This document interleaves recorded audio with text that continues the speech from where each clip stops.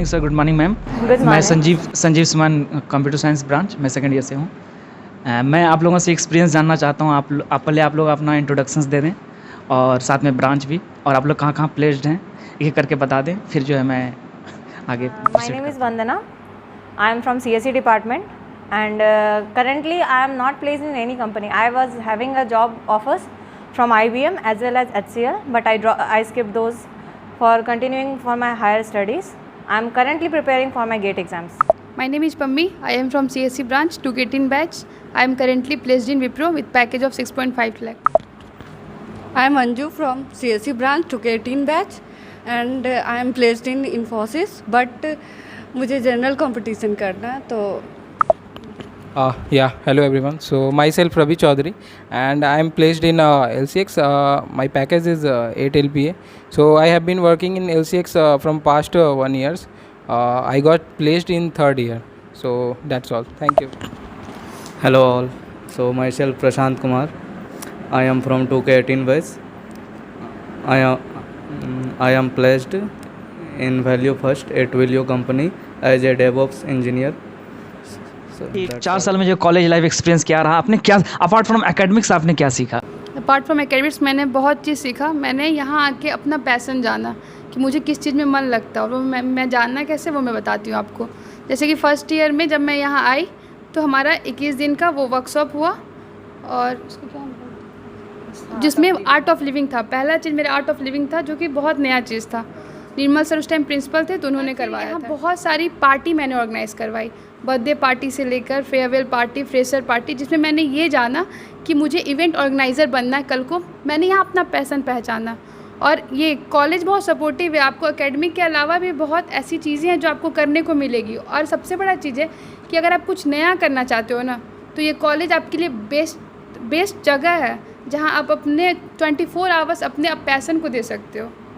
ये club activity आपको कितना सपोर्ट किया मैम? जब मैं यहाँ आई तो मैंने नुक्कड़ ज्वाइन किया, और नुक्कड़ में एक चीज़ मुझे पता चला कि कॉन्फिडेंस।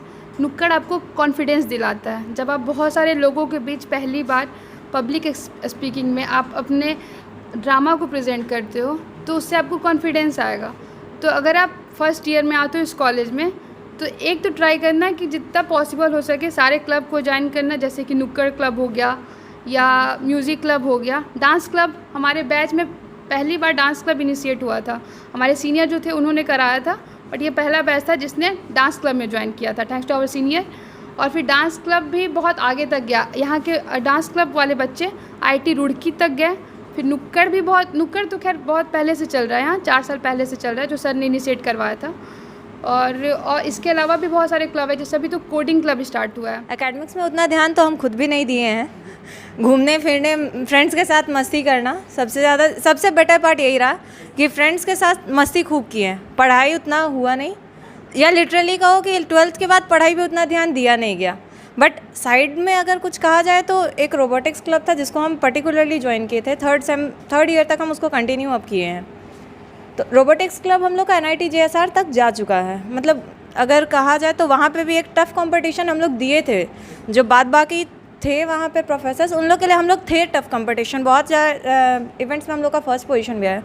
सो NIT JSR तक हम लोग गए। बाद में फिर ट्राई किए तो कुछ हम लोग के एग्ज़ाम्स एंड वो सब के कारण हम लोग का वो हर्डल्स हो गया, बट ठीक है वो भी। और बाकी हुड़दंग में भी थोड़ा सा थे, लेकिन स्टार्टिंग में जाके फिर वो छोड़ दिए। सो दैट्स मेरा एक्सपीरियंस बहुत अच्छा था इस कॉलेज में। बहुत कुछ सीखने को नया चीज़ मिला, क्योंकि कॉलेज लाइफ बहुत अच्छा होता है और सबसे बेस्ट पार्ट होता है एक स्टूडेंट के लिए। और सबसे अच्छा बात ये था ना इस कॉलेज में कि जिसको जिस चीज़ में इंटरेस्ट है उस चीज़ में, एकेडमिक में या जिस चीज़ में था उस चीज़ में सबको जाने का मौका मिला। इवन यहाँ इस कॉलेज से हर चीज़ में सपोर्टिव है। मतलब कि अगर आपको जिस चीज़ में जाना है उस चीज़ के लिए आप जाओ, प्रिंसिपल से मिलो। इवन मैं डांस क्लब में ये थी, मुझे यहाँ से मतलब कि मौका मिला था कि हम कहीं और जाके IIT रुड़की जा कर के रिप्रेजेंट करें, बट मेरा एक इशू आने के कारण हम जा नहीं पाए थे। बट वहाँ पे IIT रुड़की जा कर के डांस क्लब के जो भी थे मेंबर, वो जा कर के 3rd प्राइज़ वहाँ से ले करके आए थे और बहुत जगह गए थे। बट यहाँ पे सीनियर ही ले गए थे, और वो चीज़ स्टार्ट हुआ तो सीनियर से ही, तो उनको थैंक यू, मतलब कि वो हर चीज़ को आगे बढ़ाते ले गए। और फिर फैकल्टी लोग भी है, वो भी बहुत अच्छे हैं, मतलब कि यहाँ पे बहुत सपोर्टिव है, हर चीज़ में सपोर्ट कर रहे हैं, चाहे वो कुछ भी। अपार्ट फ्रॉम एकेडमिक्स मेरा एक्सपीरियंस कॉलेज से बहुत अच्छा रहा यार। मतलब मैं बता नहीं सकता मैं कितना ये हूँ। यहाँ पे आए मैंने बहुत अच्छे फ्रेंड्स बनाए, ठीक है। मस्ती तो जम के की है यार, फर्स्ट ईयर सेकेंड ईयर पूरा जम के मस्ती करा है। पढ़ाई मतलब ठीक है, मैं सिर्फ सेमेस्टर पास करने के लिए पढ़ता था, ठीक। 2 दिन पहले मतलब ऐसा करके सेमेस्टर पास हो जाना है, तो वो मैटर नहीं करता। मेरा ये कहना है कि मतलब अगर इंजीनियरिंग में आए हो तो ठीक है, मस्ती ज़रूरी है, मतलब वो होते रहना चाहिए, पढ़ाई भी साथ साथ होते रहनी चाहिए। और देखो यहाँ पे अगर तुम हो तो सेमेस्टर को उतना ये मत लो, क्या कहते हैं सर, बोझ मत बना लो, ठीक है। सेमेस्टर को उतना मतलब ठीक है प्रायोरिटी मत दो, वो उसको सेमेस्टर के जैसा लो। तुम अगर 10 दिन भी पढ़ रहे हो तो आराम से वो निकल जाएगा। मेरा ये पॉइंट है कि तुम आगे में जो फ्यूचर जहाँ पे जाना चाहते हो, जैसे जॉब हो गया, या फिर किसी को गेट करना है, किसी को इसरो में जाना है, किसी को नासा में जाना है, तो उसका प्रिपरेशन करो जम के। क्योंकि मतलब एकेडमिक्स है ना, वो थ्योरेटिकल ये देते हैं यार, ठीक है। और तुमको मतलब जॉब रेडी बनना है, बाहर जाना है, बाहर जाके काम करना है, तो उसके लिए तुमको खुद से ये करना पड़ेगा, मेहनत करना पड़ेगा। तो वो चीज़ एक हो गया। और मस्ती तो मतलब यार चलते रहनी चाहिए, मतलब मैंने बहुत सारी करा है मतलब ठीक है। हाँ, एकेडमिक्स में जैसे मैंने क्या करा था, टेक्नोलॉजी मैंने ये, और मैनेजमेंट में टीम में मैं था, ठीक है। तो उसका सारा मतलब जितना भी देखभाल था, कौन टीम कहाँ पे कैसे काम कर रही, स्पोर्ट्स टीम, टेक्निकल टीम, उमंग टीम, जो भी है, तो वो सारा मैंने मैनेज करा था। तो उसमें ना क्या हुआ कि मुझे एक्सपीरियंस ऐसा मिला कि यार कैसे जो भी बड़े बड़े कॉलेजेस में हैं, इवेंट कैसे हैंडल होता है, ठीक है, कैसे लोगों को मैनेज करना चाहिए, कैसे रिसोर्सेज को मैनेज करना चाहिए, कैसे फैकल्टी से इंटरेक्ट करना चाहिए। तो ये सब यार एक्सपीरियंस बहुत मुझे मिला। अगर वही मैं अगर ये सब एक्स्ट्रा एक्टिविटीज़ में अगर पार्टिसिपेट नहीं करता तो आई डोंट थिंक कि मुझे इतना एक्सपीरियंस हो पाता, ठीक है। इससे क्या होता है कि अगर आप कोई इवेंट वगैरह ऑर्गेनाइज़ करवाते हो तो आप मतलब फैकल्टी भी आपको जानते हैं, जूनियर्स जानते हैं, ठीक है। तो ये सही है, मतलब पढ़ाई भी है ठीक है, लेकिन एक्स्ट्रा एक्टिविटीज़ भी होना चाहिए। तो जब मैं आया था फर्स्ट ईयर में, तो कॉलेज का ओवरऑल एक्सपीरियंस बताऊं 4 साल का, तो इट वाज गुड। सो आपको ओवरऑल लाइफ का जो कॉलेज का पार्ट होता है 4 साल, ये आपके लाइफ का एक बहुत ही बहुमूल्य समय होता है। यहाँ पे आप बहुत कुछ सीखते हो। इवन आगे की लाइफ आपकी कैसे होगी वो आपका कॉलेज लाइफ डिसाइड कर सकता है अगर आप चाहोगे तो, ठीक है। बाकी बहुत अच्छे दोस्त बने कॉलेज में, कुछ दोस्त अलग भी हुए, तो वो बाकी एक्टिविटीज़ वगैरह अच्छी है। अगर आप इंटरेस्टेड हो किसी चीज़ को लेके, आप पैशनेट हो, तो कॉलेज आपको मौका देगी उसमें अच्छा करने का, आपको सपोर्ट करेंगे, सीनियर आपको सपोर्ट करेंगे, फैकल्टीज आपको सपोर्ट करेंगे, सब सपोर्ट करेंगे आप। तो बाकी फर्स्ट ईयर सेकेंड ईयर में पढ़ाई पे उतना कुछ फोकस था नहीं, सेमेस्टर पास करने के लिए पढ़ लेता था थोड़ा बहुत। बाकी CGPA वगैरह मेंटेन हो जाता था वो। हाँ, तो फिर थर्ड ईयर में आया तो थोड़ा लगा कि हाँ कुछ करना चाहिए, कॉलेज के बाद क्या होगा, तो सोचा कि जॉब सेक्टर में जाना चाहिए। फिर मैंने उसके लिए प्रिपरेशन स्टार्ट की, जो नए नए टेक थे उस पर काम करना स्टार्ट किया, टेक्नोलॉजी को सीखना स्टार्ट किया। फिर DSA जो कि बहुत मस्ट है आज प्लेसमेंट के लिए, उस पर कब स्टार्ट किया था? थर्ड ईयर में मैंने थर्ड ईयर में मतलब कि जो है स्टार्टिंग में 5th सेमेस्टर। तो हाँ, कितना टाइम आपने दिया सर? देखो DSA को कम से कम तुम्हें 6 महीने तो देने पड़ेंगे अगर तुमको उसका बेसिक्स क्लियर करने हैं तुमको DSA को, तो 6। और उनमें सर एक जनरल कितना नंबर ऑफ क्वेश्चंस किया जाना चाहिए सर? देखो नंबर कुछ नहीं होता है, ठीक है, मेरे अकॉर्डिंग नंबर कुछ नहीं होता है। तुम्हारा एक जनरल केस नंबर कुछ नहीं होता है, तुम्हारा कॉन्सेप्ट क्लियर रहना चाहिए। तुमने 1000 भी क्वेश्चंस कर लिए, अगर तुम्हारा कॉन्सेप्ट ही क्लियर नहीं है तो क्वेश्चंस करने का कोई फ़ायदा है नहीं। अगर तुमने 250 क्वेश्चन किए और तुम्हारे कॉन्सेप्ट क्लियर हैं तो वो तुम्हारे लिए बहुत बेनिफिशियल होंगे। तो ये है DSA के लिए। बाकी तुम्हें टाइम तो देने पड़ेंगे क्योंकि कॉन्सेप्ट्स होते हैं, तो कम से कम 6 महीने तो तुम्हें देने पड़ेंगे DSA। 6 महीने आपने दिए सर। ऑन अप्रोक्स कितना कोडिंग को या DSA को डे वाइज जो आप टाइम दिया? तो डे वाइज कम से कम जो मैंने दिया था वो 2 से 3 घंटे दिए थे डेली, तो वो फिर 6 महीने तक मैंने सारे टॉपिक्स कवर कर दिए थे जो कि मेरे प्लेसमेंट में बहुत हेल्पफुल हुए। उसके बाद मैंने एंड्रॉयड पे काम किया था थोड़ा बहुत, फिर उसमें कुछ प्रोजेक्ट्स वगैरह किए एंड्रॉयड पे। तो स्टार्टिंग में मैं एंड्रॉयड डेवलपर के लिए इंटर्न हायर हुआ था, उसके बाद फिर मेरा फुल टाइम डेवऑप्स के लिए हुआ है वैल्यू फर्स्ट कंपनी में। तो यही था मेरा प्लेसमेंट का रोड मैप।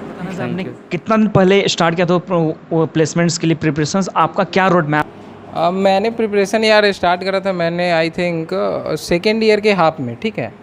सेकेंड ईयर से पहले तो मतलब पूरा फुल मस्ती ऑन चलता था, ठीक है। हाँ, तो हाँ, जब पैंडेमिक स्टार्ट हुआ था तो उस टाइम मैंने स्टार्ट करा था। तो यार पैंडेमिक ने ना मुझे बहुत कुछ बेनिफिट्स दिया है। मतलब क्या हुआ था कि उस टाइम क्लासेस बंद हो गए थे, ठीक है, कहीं जाना नहीं रहता था, आराम से रूम पे हॉस्टल पे रहते थे। तो उस टाइम मैंने न्यू लैपटॉप ख़रीदा था, तो यूडीमी से मैंने कोर्स परचेज़ करा था जैंगो का। तो क्या उसमें जब मैंने प्रोजेक्ट्स जब बनाना स्टार्ट करा ना तो वो मुझे बहुत अच्छा लगा। तो फिर वहीं से मेरा जो जर्नी है कोडिंग का वो स्टार्ट हुआ। पहले तो मैंने DSA कर रखी थी, जैसे नॉर्मल सब्जेक्ट का जो पढ़ाया जाता है मतलब सेमेस्टर में, वो तो करा था मैंने, बट वो ऊपर से गया था और उस टाइम पढ़ाई में उतना चलता भी नहीं था, तो ये हो गया था, स्किप हो गया था। तो फिर जब क्या कहते हैं, जब मैंने कोडिंग अपना स्टार्ट करा, लिंक्डइन वगैरह ज्वाइन करा, तो वहाँ पे पता चला यार कि मतलब DSA है ना, DSA आपको बहुत कुछ दिला सकती है, ठीक है। DSA से आप बहुत कुछ अचीव कर सकते हो। आप किसी भी कंपनी में जाना चाहते हो तो आप उसके थ्रू अचीव कर सकते हो। तो वहाँ से मैंने फिर अपना ये DSA क्या कहते हैं फिर से रिवाइज़ करा, कॉन्सेप्ट्स फिर से रिवाइज़ करके, और उसको मैंने उस पर ज़्यादा फोकस करा। तो मैं बताता हूँ तुमको, मैंने कितना 1 साल का टाइम दिया होगा इस पे, अपने जो हाँ DSA एंड जो भी डेवलपमेंट थे उस पे 1 साल का। और DSA मतलब तुम 3 मंथ्स में भी कर सकते हो, 6 मंथ्स में भी कर सकते हो, ये तुम्हारे अंडरस्टैंडेबिलिटी पे डिपेंड करता है, ठीक है, तुम कितना जल्दी उसको ग्रैब कर पा रहे हो वो होता है। और मैं कहूँगा यार कि मतलब DSA कर रहे हो ना तो उसको छोड़ो मत। DSA जो है वो थ्रू आउट 4 ईयर्स करते रहो तुम, क्योंकि अगर तुम एक बार छोड़ दोगे ना, जैसे तुमने क्या करा, आज एक क्वेश्चन बनाया, वो जब तुम बनाने जाओगे तो मान लो तुमसे नहीं सॉल्व हो रहा, तुम जाके ट्यूटोरियल देखे तुमको वो समझ आ गया, लेकिन फिर वही क्वेश्चन जब तुम 1 वीक बाद जाओगे ना या फिर 1 मंथ बाद जाओगे तो वो तुमको कुछ समझ ही नहीं आएगा कि यार ये क्या हो रहा है, मतलब कैसे ये करा है। तो मेरा ये कहना है कि DSA आप कंटिन्यूअसली करते रहो, क्योंकि DSA कोई भी बड़ी कंपनी होती है ना, फांग कंपनी होती है, वो आपको जब फर्स्ट जो ये होता है क्राइटेरिया होता है वो टेस्ट क्लियर करके ही जाना होता है, या फिर आप HD 1 के लिए जाओ, 2 के लिए जाओ या 3 के लिए जाओ। DSA is the most important thing, तो वो आपको नहीं छोड़ना है, ठीक है। ये तो बात होगी DSA की कि इम्पॉर्टेंट है। DSA के साथ साथ आपको डेवलपमेंट भी करनी है, because you are not from a IIT और NIT, ठीक है, हम BC से हैं, तो हमें अपना कुछ रिज्यूमे दिखाना पड़ेगा कि yes we have the capability to do the project. तो वो आप कैसे दिखाओगे, आप कुछ प्रैक्टिकल करके रखोगे तभी ना कंपनी जो है वो आप पे भरोसा करेगी, क्योंकि आप तो बड़े कॉलेज से हो नहीं यार। तो उसके लिए आपको डेवलपमेंट करना पड़ेगा, ठीक है, डेवलपमेंट करना पड़ेगा, आपको प्रोजेक्ट्स अच्छे बनाने पड़ेंगे, या फिर वो वेब डेवलपमेंट में हो, एंड्रॉयड डेवलपमेंट में हो, या फिर ब्लॉकचेन में हो, डेटा साइंस में हो, बहुत सारे फील्ड्स हैं। आप ऐसा करो कि अगर आप फर्स्ट ईयर में हो, ठीक है, तो फर्स्ट ईयर में हो तो मतलब एक एक महीना सारे टेक्नोलॉजीज़ को दो, ये मेरा मानना है। एक महीना दो, सब कुछ को एक्सप्लोर करो, ठीक है, और डिपेंडिंग ऑन द इंटरेस्ट आपका क्या किस में रुचि है, फिर उसको एक आगे फॉलो करो। एक महीने का सबका ये ले लो। अगर मान लो आप थोड़ा लेट स्टार्ट कर रहे हो, मान लो जैसे 3rd ईयर से कर रहे हो, आपके पास तो टाइम नहीं रहेगा, तो आप देखो कि मतलब जो सीनियर्स क्या अच्छा कर रहे हैं, या फिर थोड़ा स्टडी करो कि किसका मतलब ज़्यादा अच्छा है, उसके डिपेंडिंग ऑन दी ये सिचुएशन और मार्केट ट्रेंड्स, उसके हिसाब से आप ये कर सकते हो। Web development, Android development. और ये ना बढ़िया होना चाहिए यार, डीएसए के साथ साथ ये बढ़िया होना चाहिए तुम्हारा, क्योंकि जो कंपनीज़ में पहले रिज्यूमे जाएंगे ना, तो तुम्हारे प्रोजेक्ट्स के ही बेसिस पे वो तुम्हारा रिज्यूमे सेलेक्ट होगा। कोडिंग लिंक आएगा तुम्हारा प्रोजेक्ट के बेसिस पे ही। अगर तुम्हारा रिज्यूमे ही सेलेक्ट नहीं हो रहा है, तो तुमने जो डीएसए इतना बढ़िया कर रखा है, तुम मतलब लीड कोड पे एकदम 100 क्वेश्चन किए जा रहे हो, तो वो कोई फ़ायदा का नहीं है, ठीक है। अगर तुम्हारा रिज्यूमे ही सेलेक्ट नहीं हो रहा है, तुम्हारा रिज्यूमे एचआर के पास पहुंच ही नहीं रहा है, तो उसके लिए तुमको मतलब अपना पोर्टफोलियो जो है वो बढ़िया करना पड़ेगा डेवलपमेंट के थ्रू, ठीक है। और जैसे क्या होता है कि अगर मान लो तुम डीएसए साइड में हो, तो उसमें एक कॉम्पिटिटिव प्रोग्रामिंग करके भी एक चीज़ आती है, ठीक है। उसमें क्या होता है कि तुम कोई भी कॉन्टेस्ट वगैरह देते हो जाके, तो वहाँ पे कोड फोर्सेस, कोड सेफ, ये सब का प्रोफाइल अपना अच्छा करके रखो। जैसे कोड सेफ है, उस पर तुम 4 स्टार, 5 स्टार, 6 स्टार ये सब करके रखो। कोड फोर्सेस है, कोड फोर्सेस पे न्यूबी तो बहुत ये हो गया यार, मास्टर अगर हो या फिर एक्सपर्ट हो, तो वो एज देता है तुमको रिज्यूमे में, ठीक है। तो ये दोनों चीज़ मतलब कंटिन्यू करो through out the 4th year, ठीक है, ये मेरा मानना है।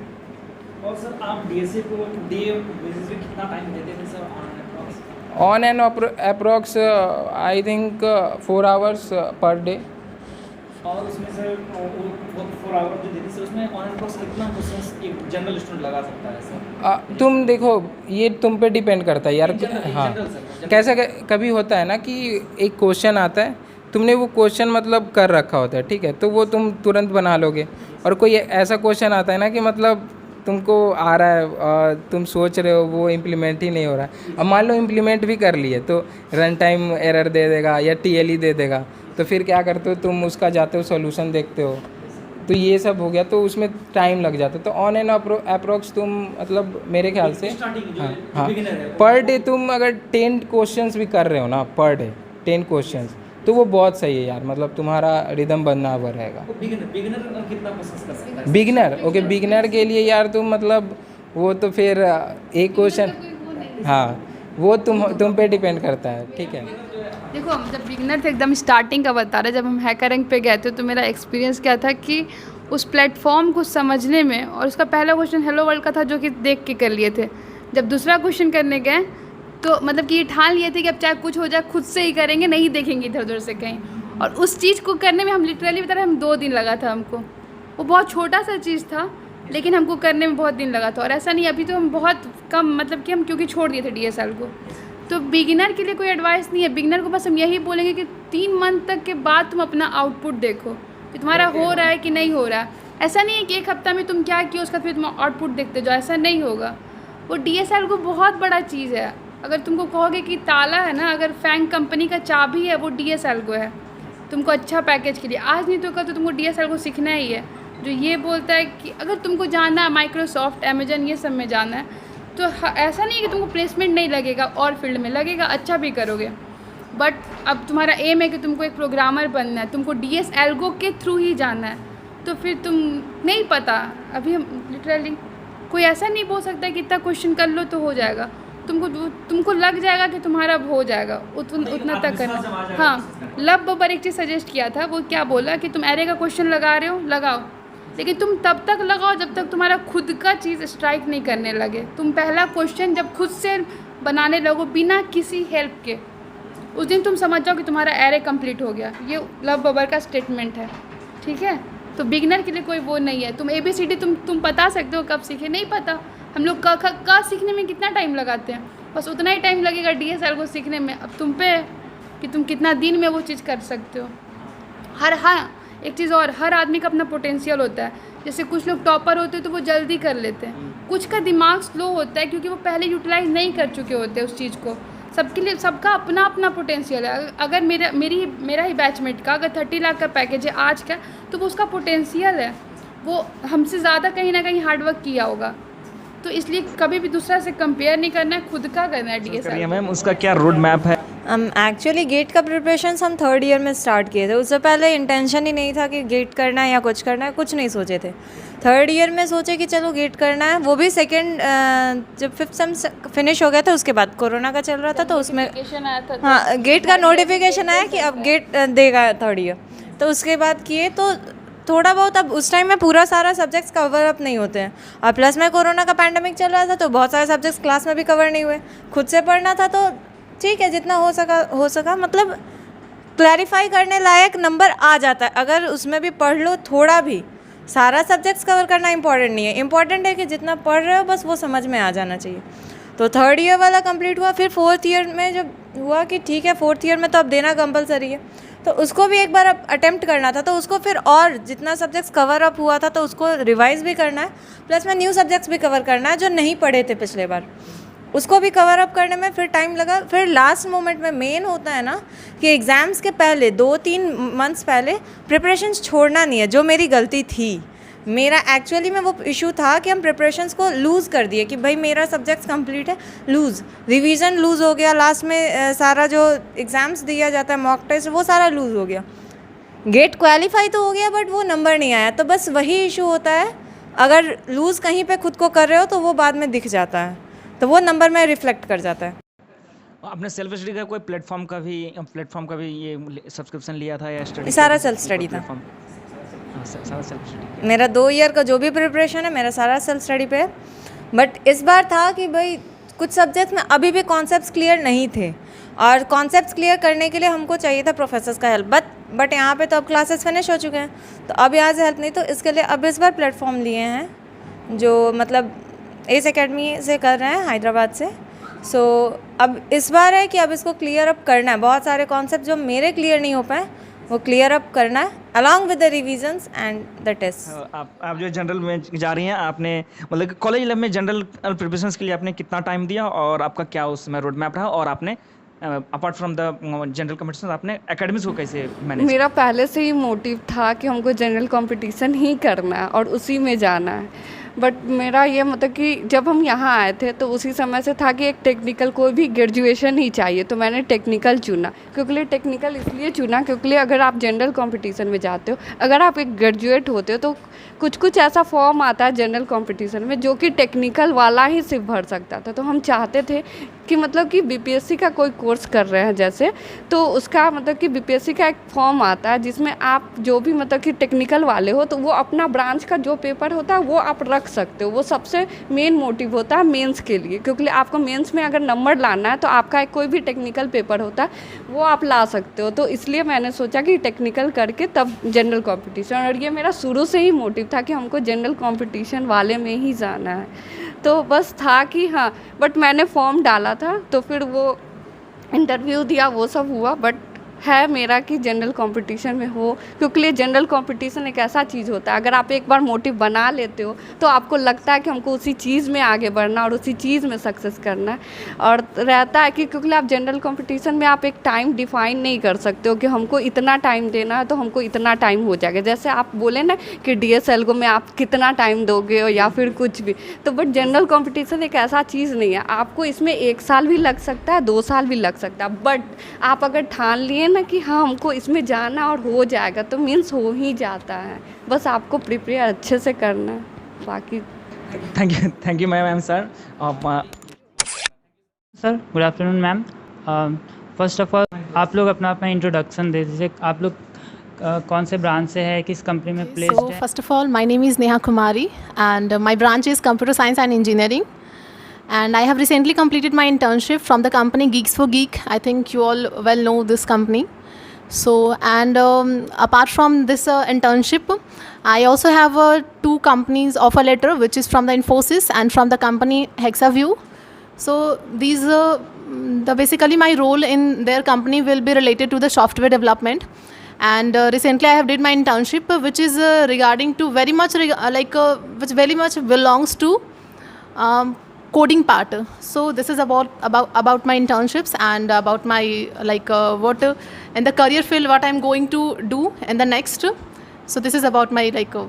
So my name is Sakshi. I am also from Computer Science and Engineering branch.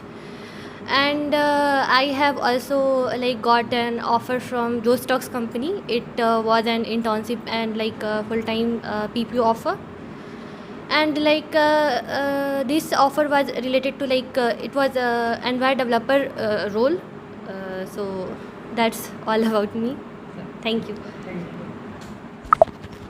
Hello everyone. So मेरा नाम मोहित गुप्ता है एंड बेसिकली मैं भी कंप्यूटर साइंस से ही हूँ। सो मेरे पास राइट नाउ अभी 3 ऑफ़र्स हैं। पहला था जोस्टॉक्स में मैंने 6 मंथ का इंटर्नशिप करा था, वहाँ पीपीओ ऑफ़र था। फिर उसके बाद एक न्यूऑन बाइट से ऑफ़र है, और राइट नाउ मतलब 2-3 दिन कुछ दिन, एक सप्ताह हुआ, एक और कंपनी कू से ऑफ़र आया है। सो मैं कू को ज्वाइन कर रहा हूँ as a software developer there. And talking about my experience, so starting से मेरा प्लेसमेंट का कोई इरादा था नहीं, मुझे स्टार्टअप करना था। और स्टार्टअप से ही पहले मुझे डांस क्लब में था मैं। उसके बाद मैंने स्टार्टअप ट्राई करा, बहुत सारी चीज़ें ट्राई करी, फिर वो नहीं हुई। यहाँ पे मैं एक्सपीरियंस तो काफ़ी मिली पर हुई नहीं। फिर समय ऐसा आया कि लगा कि प्लेसमेंट लेना चाहिए। फिर 3rd ईयर में प्लेसमेंट स्टार्ट करा, स्ट्रैटेजी सब, और फिर फिर हुआ ऐसे। That's all. Hi everyone. So मेरा नाम शिवानी कुमारी है and I am also from computer science and engineering department. We all are from same department actually. And so talking about my placement scenarios, so I have done my internship, 6-month internship in Jostox for Android development role, and I have an offer from Wipro and NPCI. So I don't know exactly like what I'm going to join, but yeah, I'm trying my best for further companies. And yeah, like I have also in my 3rd year I have participated in many hackathons, but I couldn't get selected for those, but it was a nice experience. So I would like to suggest every juniors that they should appear and get knowledge through it. So yeah, that's all about me. Thank you. Okay. Thank you ma'am. I mean, what is the approach, what are the steps that one should follow to get a better placement opportunity? So basically यार देखो, मतलब ये तो clear है कि हमारे college में उस तरह का प्लेसमेंट इन्वायरमेंट है नहीं। कंपनीज़ क्या मतलब प्लेसमेंट का तुम्हारा पीयर ग्रुप भी ऐसा नहीं मिलेगा कि हमको प्रिपरेशन करना है ये सारी चीज़ें। और इनिशियली स्टार्टिंग में या तुम्हारे बैच में मोस्टली होंगे जो गेट की तैयारी कर रहे होंगे ये सारी चीज़ें, ठीक है। तो सबसे पहले तो ये चैलेंज है तुम्हारे लिए कि तुम पीयर ग्रुप कैसे बिल्ड कर रहे हो, कि तुम्हारा इन्वायरमेंट कैसे बन रहा है। क्योंकि ऐसा नहीं है कि प्लेसमेंट स्टार्ट किए, तैयारी स्ट्रैटेजी स्टार्ट किए, तैयारी स्टार्ट किए, 10 दिन चला, फिर अकेले करते हो तो फिर तुम छोड़ ही दोगे, ठीक है। तो पहला तो ये कि तुम्हारे पास एक इन्वायरमेंट होना चाहिए, तो वैसा तुम क्रिएट करने का ट्राई करना होगा। सबसे पहली चीज़ तो यही है, वो करो। उसके बाद सबको पता है डीएसए करो, डीएसए सबसे बड़ी चीज़ है। डीएसए करो, डेवलपमेंट करो। अगर 2 चीज़ें हैं, देखो मतलब अगर तुम आईआईटीज़ या एनआईटीज़ से हो तो तुम्हारे पास एक प्रूफ ऑफ वर्क है कि मैं एनआईटी या मतलब आईआईटी क्रैक कर चुका हूँ, मैंने मेहनत करा है, मुझे मेहनत करना आता है। पर अगर तुम बीसीई से हो तो तुम्हारे पास कोई प्रूफ ऑफ वर्क नहीं है कि तुमने किया क्या है, तुम्हारा मेहनत करने का कैपेबिलिटी कितना है, तुम्हारा कैलिबर कितना है। तो तुमको कैलिबर दिखाने के लिए तुम्हें रिज्यूमे बिल्ड करना होता है। अगर तुम ऑन कैंपस प्लेसमेंट्स हो रहा होता है एनआईटी या आईआईटीज़ में, तो वहाँ क्या हो रहा था कि तुम्हारा कैलिबर पहले से पता है कंपनीज़ को कि भाई ये मेहनती आदमी है, बस इसको थोड़ा सा ट्रेन करेंगे। अगर कुछ भी मतलब बस उसका इंटरव्यू लेना है, उसके प्रॉब्लम सॉल्विंग स्किल्स देखेंगे, इसको ले लेंगे, ठीक है। तुम्हारे पास प्रूफ ऑफ वर्क है। पर अगर तुम अदर दैन एनआईटीज़ आईआईटीज़ और जो प्रीमियम कॉलेज है जाते हो जहाँ पे ऑन कैंपस प्लेसमेंट्स नहीं हो रही हैं, तो वहाँ पे तुमको अपना प्रूफ ऑफ वर्क दिखाना होता है। तो उसके लिए तुम्हें अपना रिज्यूमे बिल्ड करना होता है, ठीक है। तो वो सबसे बड़ी चीज़ है। अब रिज्यूमे के लिए क्या 2-3 चीज़ें हैं। पहले तो ये कॉम्पिटिटिव प्रोग्रामिंग कर लो, उससे तुम अपने स्टार्स बना लो, वो भी एक चीज़ें हैं। तो वहाँ पे भी ये बहुत सारी चीज़ें हैं। तुम कितने 2 चीज़ें हैं। तुम अगर कॉम्पिटिटिव प्रोग्रामिंग कर रहे हो तो वहाँ जो तुम क्वेश्चन सॉल्व कर रहे हो वो चीज़, और जो तुम इंटरव्यू में क्वेश्चन मिलता है तुझे, उन दोनों में बहुत डिफरेंस होता है, ठीक है। तो वो एक चीज़ है, मतलब तुमको एक प्रोफाइल बनाना होगा कैसे भी। कॉम्पिटिटिव प्रोग्रामिंग में करो, ओपन सोर्स में करो, डेवलपमेंट में करो। डेवलपमेंट में प्रोफाइल बनाने का सेंस ये होता है कि ये ऐसा नहीं कि मैं एंड्रॉयड डेवलपमेंट कर रहा हूँ तो उसका मैंने 2-3 ट्रेनिंग कर लिया, उसका सर्टिफिकेट डाल दिया, या 1-2 प्रोजेक्ट्स कर लिया, उसको दिखा दिया कि हाँ भाई ये गिटहब पे है, दिखा दिया मैंने। वो चीज़ मतलब उसको प्रोफाइल नहीं बोलते हैं। प्रोफाइल का मतलब ये है कि तुम अगर वेबसाइट बनाए या ऐप बनाए तो उस पर कुछ यूजर्स आ रहे हैं, उसको मतलब डेवलपमेंट प्रोफाइल बोलते हैं, समझ रहे हो। अगर तुम कॉम्पिटिटिव प्रोग्रामिंग कर रहे हो तो उसके कुछ स्टार्स हैं लोगों को दिखाने के लिए। हमारे पास कुछ दिखाने के लिए होना चाहिए जो कि मतलब एक रिलेटिव चीज़ हो। जैसे अगर तुम कोई ऐप है जो प्ले स्टोर पर डाल रहे हो तो वहाँ पर बहुत सारे और ऐप्स हैं, ठीक है। तो वो एक रिलेटिव चीज़ है, लोगों के रिलेशन में है, मतलब पब्लिकली अवेलेबल चीज़ है, ठीक है। कॉम्पिटिटिव प्रोग्रामिंग कर रहे हो तो बहुत लोग वहाँ पे लोग कर रहे हैं, ठीक है। तो वहाँ पे पब्लिकली अवेलेबल तुम्हारा प्रोफाइल है, तो इसको बोलते हैं प्रोफाइल क्रिएट करना। प्रोफाइल क्रिएट करना मतलब ये नहीं होता है कि मैंने मतलब अपने से कर लिया कोई चीज़ और हमको ही बस पता है और किसी को नहीं पता है, समझ रहे हो? तो वो एक चीज़ है। तो इससे ये चीज़ है जो तुमको यहाँ से निकलने के लिए एक चीज़ होता है। तुम BCE या जो टायर 3 कॉलेजेस है, जो जितना तुमको स्ट्रगल इंटरव्यू निकालने में है ना, उतना ही स्ट्रगल तुमको इंटरव्यू लेने में भी है यहाँ पे। ये रियलिटी है। अच्छे इंटरव्यूज़, ठीक है। अब ऐसा भी है यार कि अगर तुम्हारा कोई भी एक पर्टिकुलर, अब देखो यहाँ पे डोमेन्स है, जैसे हम लोग अगर कोई भी आदमी है, मतलब तुम देखते हो कि UPSC कोई प्रिपरेशन कर रहा है तो उनका बहुत सारा ऑप्शनल सब्जेक्ट्स होता है कि ये कर ले, ये कर ले, ये कर ले, राइट। तो यहाँ प्लेसमेंट में तुम्हारे पास ऑप्शनल सब्जेक्ट्स है। तुम सब्जेक्ट्स मतलब मान लो या एडेप्शन या एब्स्ट्रैक्शन के फॉर्म में समझ लो कि तुम्हारे पास एक प्लेसमेंट के लिए कॉम्पिटिटिव प्रोग्रामिंग है, डेवलपमेंट में भी बहुत सारी चीज़ें हैं, Android development, web development, blockchain, AR VR, machine learning, data science, बहुत सारी चीज़ें हैं, राइट। तो ये पर्टिकुलर चीज़ें हैं तुम्हारे पास, तो तुम ये एक अलग अलग डोमेन्स पकड़ सकते हो कि हम या तो DSA करें। DSA एक चीज़ है कि तुम DSA में लगभग 10, 12 या 15 टॉपिक्स होंगे, ठीक है। हर एक टॉपिक पर तुमको 10-15 क्वेश्चंस करने होंगे। अगर तुम IT फील्ड में जाना चाहते हो तो इतना तुम्हारा मिनिमम रिक्वायरमेंट है कि एक तुमको लैंग्वेज आना चाहिए और तुमको हर टॉपिक पर 10-15 क्वेश्चन आना चाहिए, मतलब बनाए होना चाहिए। इतना तुम्हारा मिनिमम रिक्वायरमेंट है, ABCD है ये तुम्हारा IT प्रोग्रामिंग का, ठीक है। इतना तुम प्रोग्रामर बन गए थोड़ा मोड़ा, ठीक है। उसके बाद अब तुमको कहाँ जाना है, तुम्हारे पास अलग अलग सब्जेक्ट्स हैं। कॉम्पिटिटिव प्रोग्रामिंग करो, उससे तुम जॉब ले सकते हो, उससे बहुत अच्छा जॉब ले सकते हो, सबसे बड़ा पैकेज उसी से उठता है, ठीक है। उसके बाद तुम DSA एक अच्छे मॉडरेट लेवल पे कर लो तो उससे भी तुम मॉडरेट लेवल कंपनी निकाल सकते हो, पर वहाँ पे तुमको जो डेवलपमेंट वाली पार्ट है वो थोड़ा कम भी रहेगा, चलेगा। ये क्या DSA मॉडरेट रहे, थोड़ा सा मॉडरेट से भी कम रहे और तुम्हारा डेवलपमेंट थोड़ा स्ट्रॉन्ग रहे। और डेवलपमेंट में कौन सा अलग अलग डोमेन्स है, एंड्रॉयड डेवलपमेंट, वेब डेवलपमेंट, ये सारी चीज़ें हैं। सबसे ज़्यादा डिमांडिंग यही है, एंड्रॉयड, वेब, मशीन लर्निंग का भी डिमांड है पर फ्रेशर लेवल बहुत कम है, ये रियलिटी है, ठीक है। डेटा साइंस का भी फ्रेशर लेवल पर काफ़ी कम है। तो ये सारी चीज़ें हैं।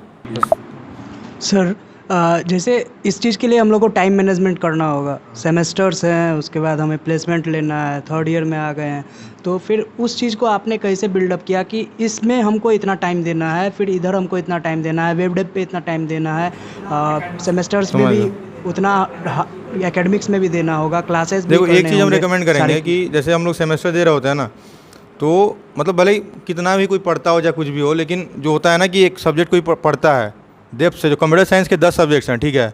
तुम अगर काउंट करोगे मोस्टली जो इंपॉर्टेंट सब्जेक्ट है, ऑपरेटिंग सिस्टम, DBMS, उसके बाद कंप्यूटर नेटवर्क्स हो गया, फिर उसके बाद कंप्यूटर आर्किटेक्चर हो गया, उसके बाद डिजिटल इलेक्ट्रॉनिक्स हो गया, डिस्क्रीट मैथमेटिक्स हो गया, फ्लैट हो गया, कंपाइलर डिजाइन हो गया। ये सारे सब्जेक्ट्स हम लोगों को लगता है कि बस ऐसे ही हैं, ठीक है, आउट ऑफ सिलेबस, मतलब होता है ना कि मतलब आउटडेटेड हो गया, या क्या बोलते हैं, इंडस्ट्री में पूछा नहीं जाता, इंटरव्यू में पूछा नहीं जाता।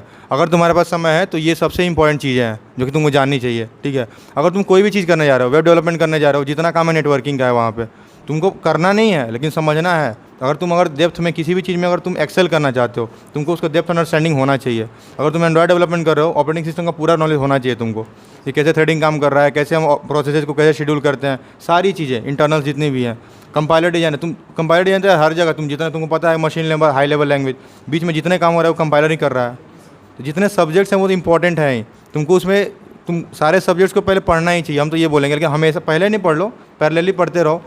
और दूसरी चीज़ तूने बोला ना कि मैनेज कैसे करें, रियलिटी ये है कि मोस्टली जो सेमेस्टर्स होते हैं हमारे, कितने लोग होंगे जो मतलब स्टार्टिंग से पढ़ रहे होंगे उन सेमेस्टर्स के लिए, राइट। निकल जाता है यार। मतलब एक फ़ायदा है BCE में हम हैं ना, तो एक घाटा ये है कि भाई कंपनीज नहीं आता है, प्लेसमेंट नहीं होता है, पर एक फ़ायदा ये है कि तुमको ज़्यादा ये सारी चीज़ों का टेंशन भी नहीं है कि एकदम मतलब हमको क्लासेस खूब एकदम रेगुलरली करना है, बहुत रिग्रेसिव असाइनमेंट्स हो रहे हैं, प्रोजेक्ट्स पूरा रिग्रेसिव करना है, या मतलब प्रोफेसर्स के बहुत ज़्यादा ये है, जो भी चीज़ें हैं ये सारी चीज़ तुमको मैनेज हो सकता है। ये तुम्हारा एक पॉजिटिव पॉइंट है जिसमें तुम टाइम निकाल सकते हो, राइट। तो ये एक पॉजिटिव चीज़ है। और रह गया सेमेस्टर्स के बाद, सेमेस्टर्स का उतना टेंशन नहीं होता। बस ये हम बोलेंगे कि 8-10 सब्जेक्ट्स है जो कि पढ़ना चाहिए। अगर वो तुम पढ़ लेते हो ना, तो बाकी सारे सेमेस्टर्स तुम्हारे ऐसे ही निकल जाएंगे, क्योंकि हर एक जो एक्स्ट्रा सब्जेक्ट्स होंगे, ऐसा नहीं है 10 ही सब्जेक्ट्स है। तुम सुने होगे एक जो हमारा ये था, क्या बोलते हैं, जो वायरल वीडियो था, इसमें था ना कि 48 सब्जेक्ट्स, इतने असाइनमेंट्स, ये सारी चीज़ें। 48 यहाँ 10 ही सब्जेक्ट्स है ना, बाकी 38 सब्जेक्ट्स होंगे, 36 होंगे, 32 होंगे, पर इतना होगा कि अगर 10 सब्जेक्ट तुम पढ़ लेते हो ना, तो मैक्सिमम जो सब्जेक्ट्स आएंगे उसमें कुछ सब कॉमन पार्ट होगा जो तुम जान रहे होगे, और वैसे तुम्हारा एग्जाम मेरा ऐसे ही एग्जाम निकला है। कुछ सब्जेक्ट्स पढ़ा था मैंने, ये भी एग्जाम वो ऐसे ही निकला, मतलब कुछ कॉमन पार्ट्स हो रहे होते हैं जो कि तुमको पता होता है, उतना लिखो तुम पास हो जाओगे। हाँ बोलो।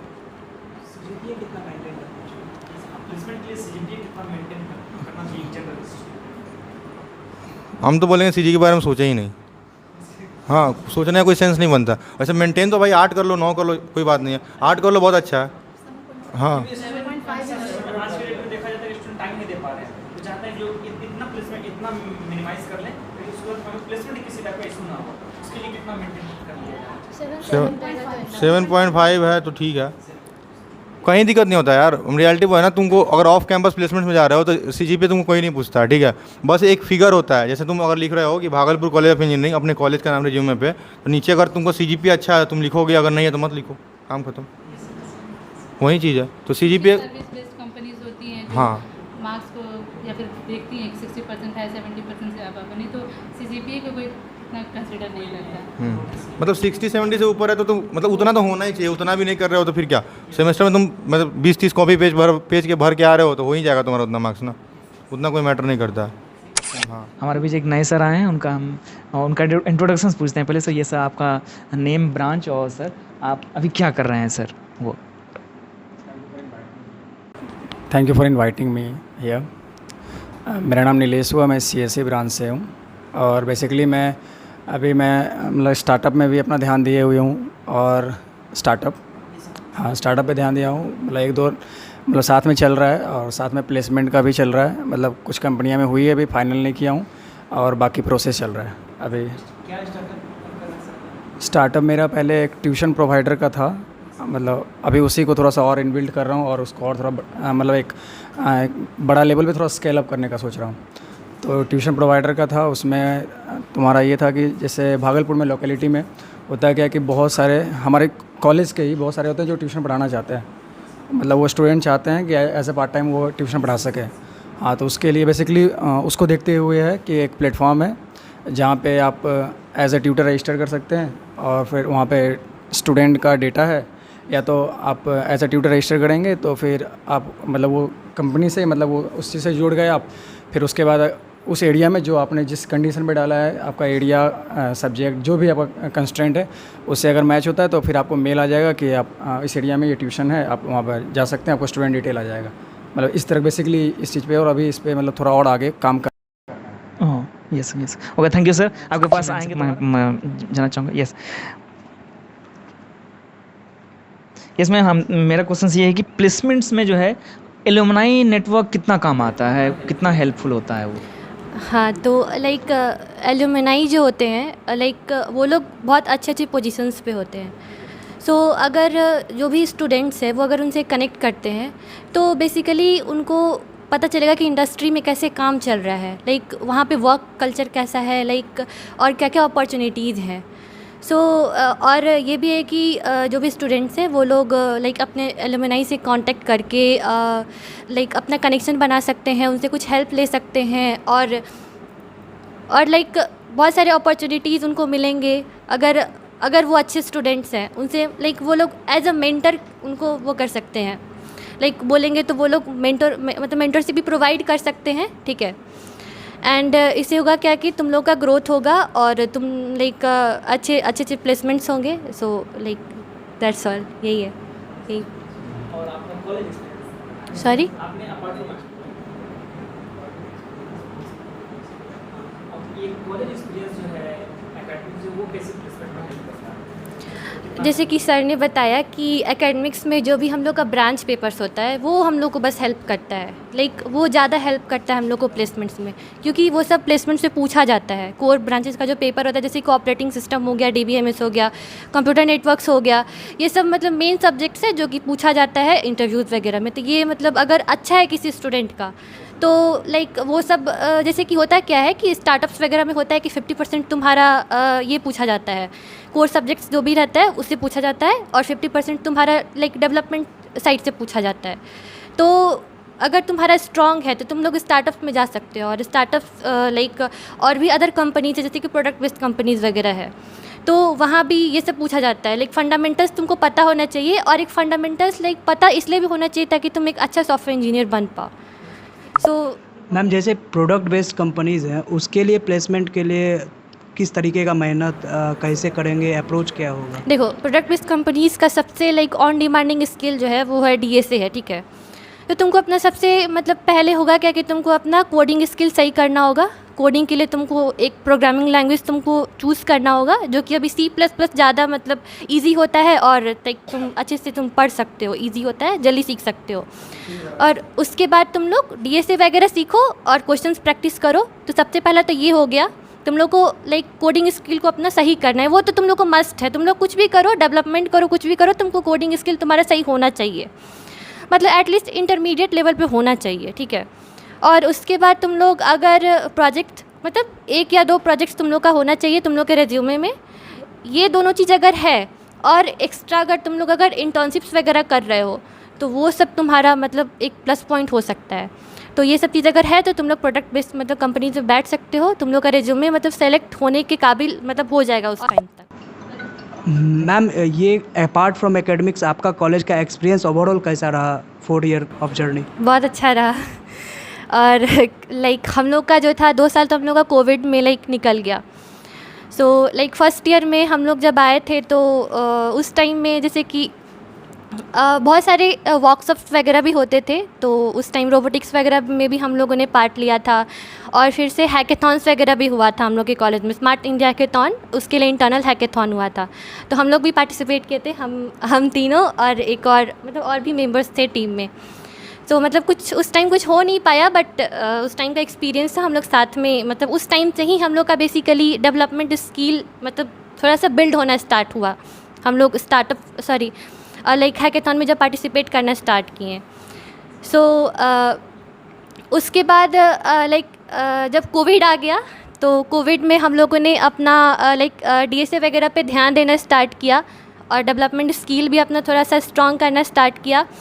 एंड उसके बाद हम लोगों ने अप्लाई करना भी स्टार्ट किया। सो अभी है मतलब प्लेसमेंट्स वगैरह हुआ है, तो अभी we are satisfied and so experience सही है।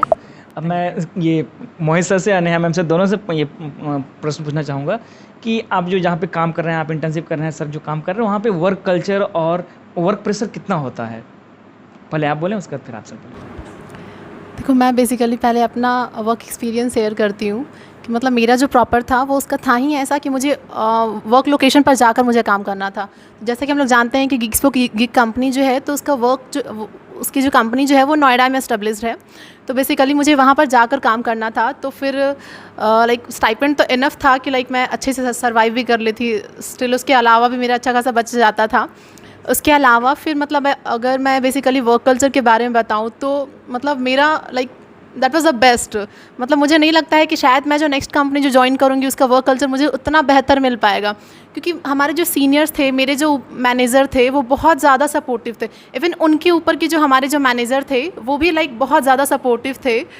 तो एक्चुअली वहाँ का वर्क कल्चर बहुत अच्छा था। और वहाँ पे एक्चुअली हमारा प्लान था कि सैटरडे संडे हमारा ऐसा मतलब फिक्स रहता था। वहाँ पे एक्चुअली हमारा 5 डे वर्किंग था और 2 दिन का हमारा वीकेंड रहता था, सैटरडे एंड संडे।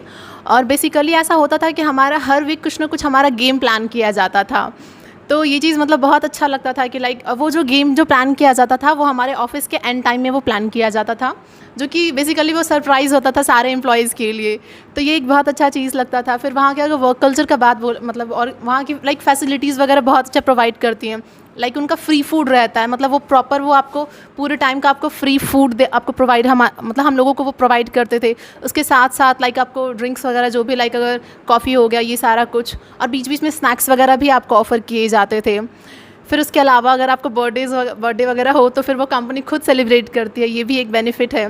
और इन केस अगर मैं जैसे कि मैं अपना बताती हूँ कि बहुत बार ऐसा होता था ना कि कोई लॉजिक सॉल्व कर रही हूँ और वहाँ पे स्टक हो गई थी, नहीं बन पाता था।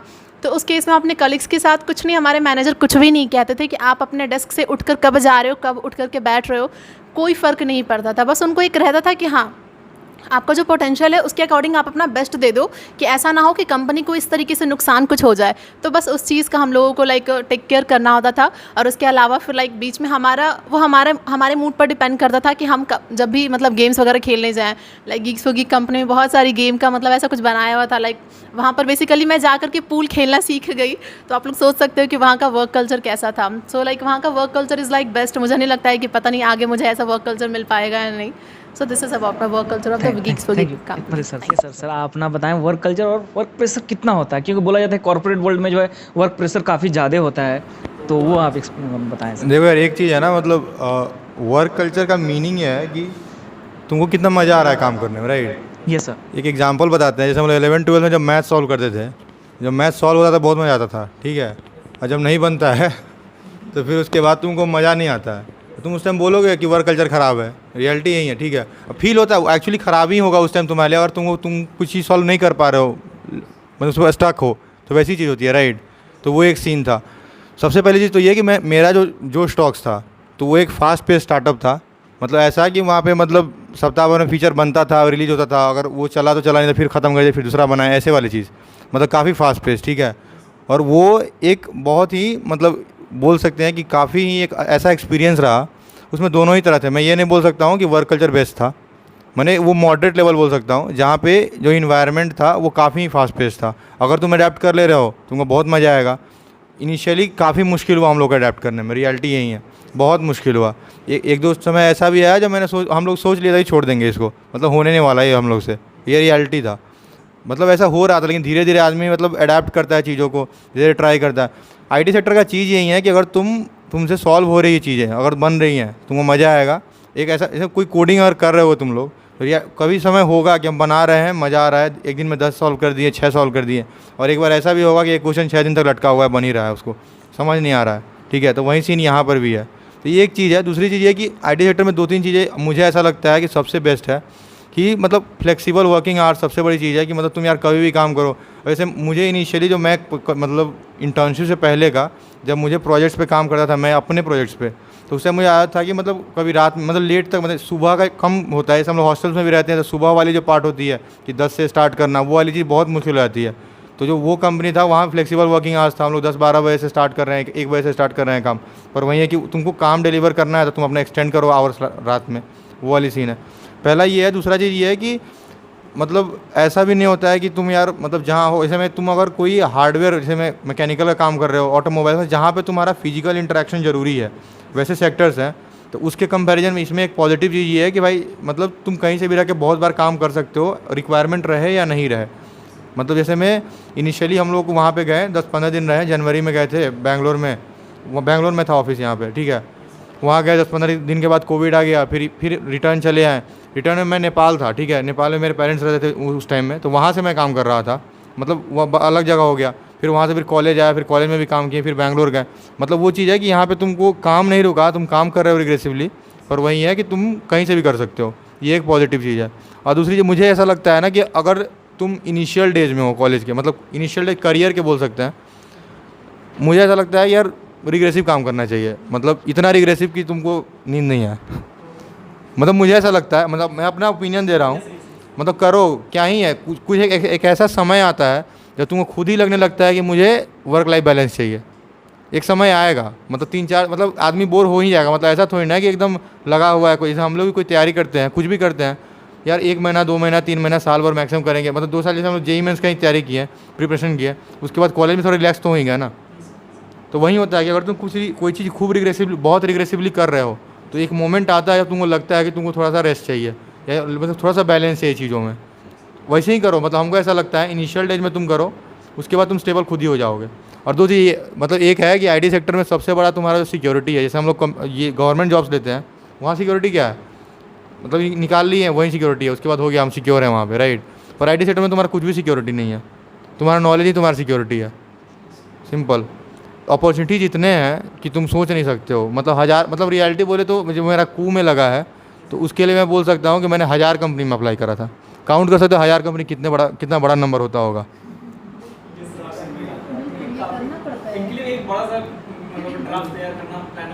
हाँ, मतलब ड्राफ्ट क्या, एक पर्टिकुलर टेम्पलेट है तुम्हारे पास, कंपनी वेबसाइट्स बहुत सारे हैं, जैसे मैं एंजल लिस्ट हो गया, मतलब बहुत सारे वेबसाइट्स हैं यार, जहाँ पे देखो बहुत लोग ये भी बोलते हैं कि यार अपॉर्चुनिटीज़ नहीं है, ओपनिंग नहीं है, दिख नहीं रहा है। सिंपल बात है यार, तुम हो एक्सपोज चीज़ों से, अगर तुम, हाँ, अगर तुम एक्सपोज हो चीज़ों से तो तुमको करना ही होगा। अगर तुम्हारा माइंडसेट बना के रखे हो कि भाई मुझे लेना है, कैसे भी लेना है, कुछ भी, अगर देखो अगर तुम सिविल के हो और तुम सोचो कि यार मुझे ना ये करना है, क्या बोलते हैं, प्राइवेट सेक्टर में बहुत अच्छा पैकेज लेना है, 50 लाख का पैकेज, अगर वो चीज़ मतलब वो रियलिटी में इम्पॉसिबल की तरह चीज़ है, तो वो जाहिर सी बात है तुम कितना भी हाथ पैर मार लो तुमको नहीं मिलने वाला। लेकिन अगर तुम्हारे पास 10 एग्जाम्पल्स हैं कि यार मेरा ही जैसा कोई कॉलेज का बच्चा था जो कि इतना ले लिया, चाहे मतलब मेरे कॉलेज के कुछ सीनियर थे जो इतने ले लिए, तुम्हारे पास अगर एग्जाम्पल्स हैं तो तुम्हारे लिए बहुत अच्छा मोटिवेशन है, मतलब सिंपल बहुत अच्छा रीज़न है तुम्हारे पास, तुम कर सकते हो। एक और मैं बात बताना चाहूँगा, जब हम थर्ड ईयर में बोले ना प्लेसमेंट स्टार्ट कर रहे थे, उस टाइम हमारे पास मैक्सिमम जो 2 ऑप्शन था, ठीक है, गेट और प्लेसमेंट, ठीक है। और उस टाइम मोस्टली वो सीनियर से बात करते, इनफैक्ट हम एक रियलिटी एक सिंपल एग्जांपल बोलते हैं, पता नहीं बोलना चाहिए कि नहीं बोलना चाहिए, और हम बोल देते हैं, ठीक है।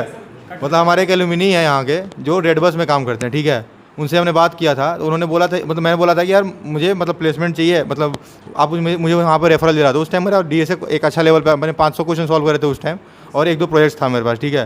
मैंने उनको मैसेज करा कि आप मुझे रेफरल दे दो, ठीक है। तो उन्होंने क्या बोला कि यार BC से कुछ नहीं हो सकता है, तुम गेट करो, MTech करो, वहाँ पे मैं रेफरल दे दूँगा।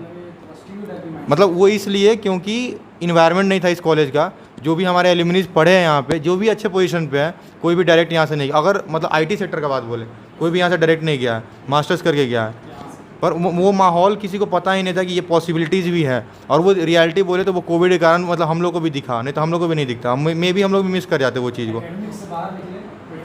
हाँ, टाइम भी मिला, और दूसरी चीज़ ये है कि रिसोर्सेज सारे ऑनलाइन आ गए मोस्टली। यार अगर हम सोचते कि यहाँ से हम दिल्ली जाके कोडिंग की प्रिपरेशन कर रहे हैं, वो फिजिबल थोड़ी ना था। या प्लेसमेंट, एक मैं एग्जांपल बताता हूँ, जब मैं फर्स्ट ईयर में एक प्लेसमेंट का ये देख रहा था कि गूगल में प्लेसमेंट कैसे लेते हैं, ठीक है।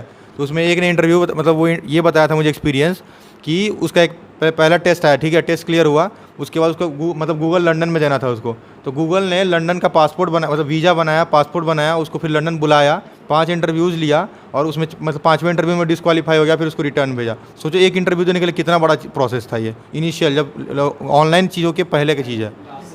और उसके बाद अभी है कि अगर गूगल तुम किसी भी कंपनी का इंटरव्यू देना है, तुम दिन भर में 4-5 इंटरव्यू दे सकते हो, और किसी में एक में होगा, फिर दूसरा ऐसा राउंड चल रहा है, ऐसा सारी चीज़ ऑनलाइन हो जाती हैं। तो ऐसा लिटरली मेरे साथ रहा है कि लगातार 4-5 दिन में 5-5 इंटरव्यू जैसे शेड्यूल्ड है।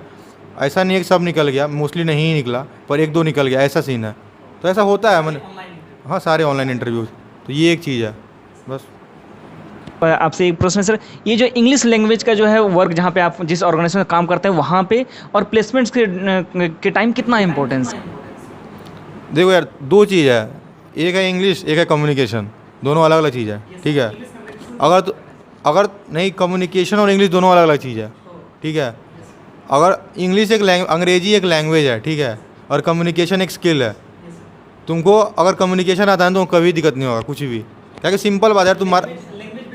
नहीं, बैरियर यार मतलब बात यही होगा ना कि अगर 10 आदमी यहाँ पे बोल रहा है, ऐसे में हिंदी, जैसे मानो कि यहाँ पे मराठी इन्वायरमेंट में तुम रह रहे हो, ठीक है।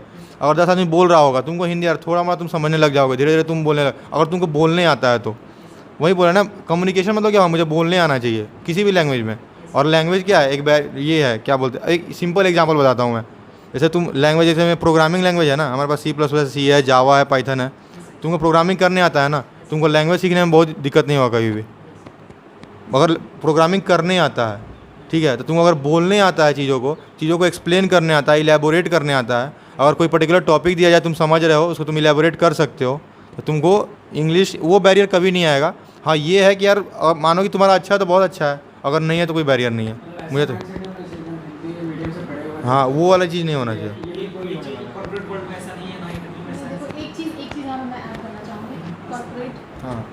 हाँ, देखो, लैंग्वेज बैरियर में मैं एक यहाँ पे ऐड करना चाहूँगी कि लाइक अगर बेसिकली आप कंपनी में जाते हो तो वहाँ पे आपका लाइक वहाँ पे ऐसा कोई भी बैरियर नहीं होता है।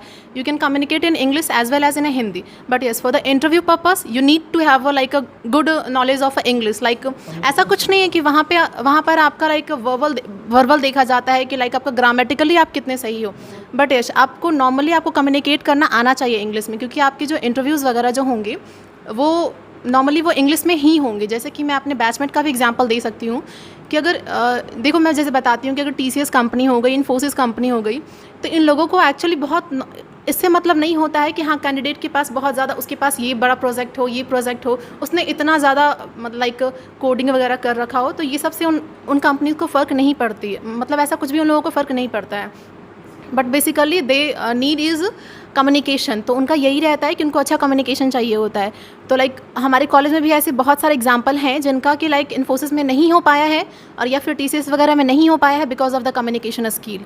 So for this reason like communication skill पे अच्छा कमांड होना चाहिए यहाँ पर। बाकी कंपनी में ऐसा कुछ भी नहीं रहता है, बट हाँ अगर आप बैंगलोर में जाओगे तो वहाँ पे लाइक उनका रहता है कि उन्हें हिंदी नहीं आती है, तो उस केस में तो भाई आपको इंग्लिश में ही आपको कम्युनिकेट करना होगा। तो फिर ये चीज़ होता है, बाकी कोई भी लैंग्वेज रिस्ट्रिक्शन नहीं होता है, यही होता है बेसिकली।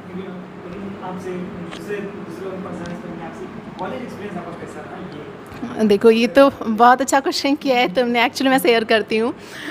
तो मतलब एक्चुअली मैं यहाँ पे बस इसलिए आई थी। ओके देखो मैं बताती हूँ। तो कॉलेज में एक्चुअली मतलब मुझे ये चीज़ पता है कि लाइक कॉलेज में आप जितना ज़्यादा एक्सप्लोर करो ये सबसे ज़्यादा बेहतर होता है। तो यहाँ पर मैं आई थी तो सबसे पहले एक्चुअली मैं बता रही हूँ कि मैं स्टार्टिंग में जब यहाँ पे फर्स्ट ईयर में आई थी तो मैं बहुत साई लड़की थी। तो मतलब मैं बोल्डली अपने बात को मैं रख भी नहीं पाती थी।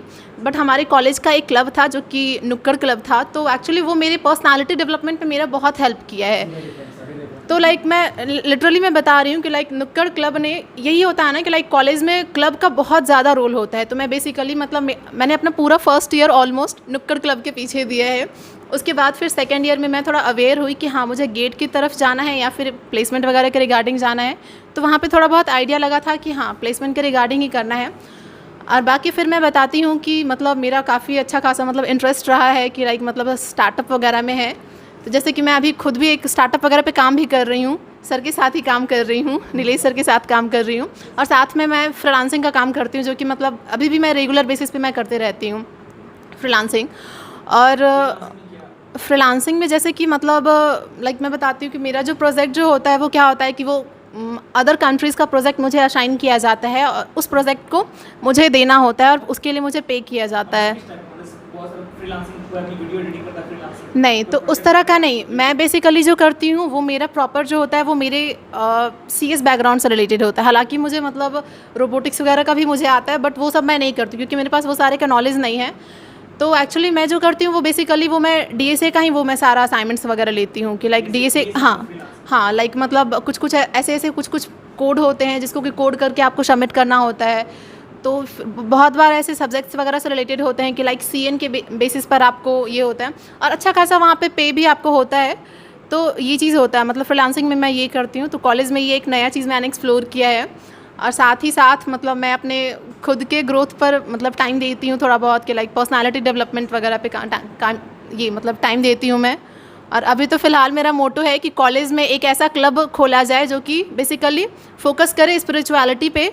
लाइक बेसिकली हम लोग जानते हैं कि बहुत सारे ऐसे कॉलेज हैं, लाइक अगर आपके फ्रेंड्स वगैरह होंगे NIT और IITs में तो आप जानते होंगे कि वहाँ पे ना एक क्लब होता है पर्पस। लाइक मैं बताती हूँ कि लाइक ये जो होता है ना IIT और NIT का टैग, ये बेसिकली आपका ये किस फैक्टर से डिसाइड होता है।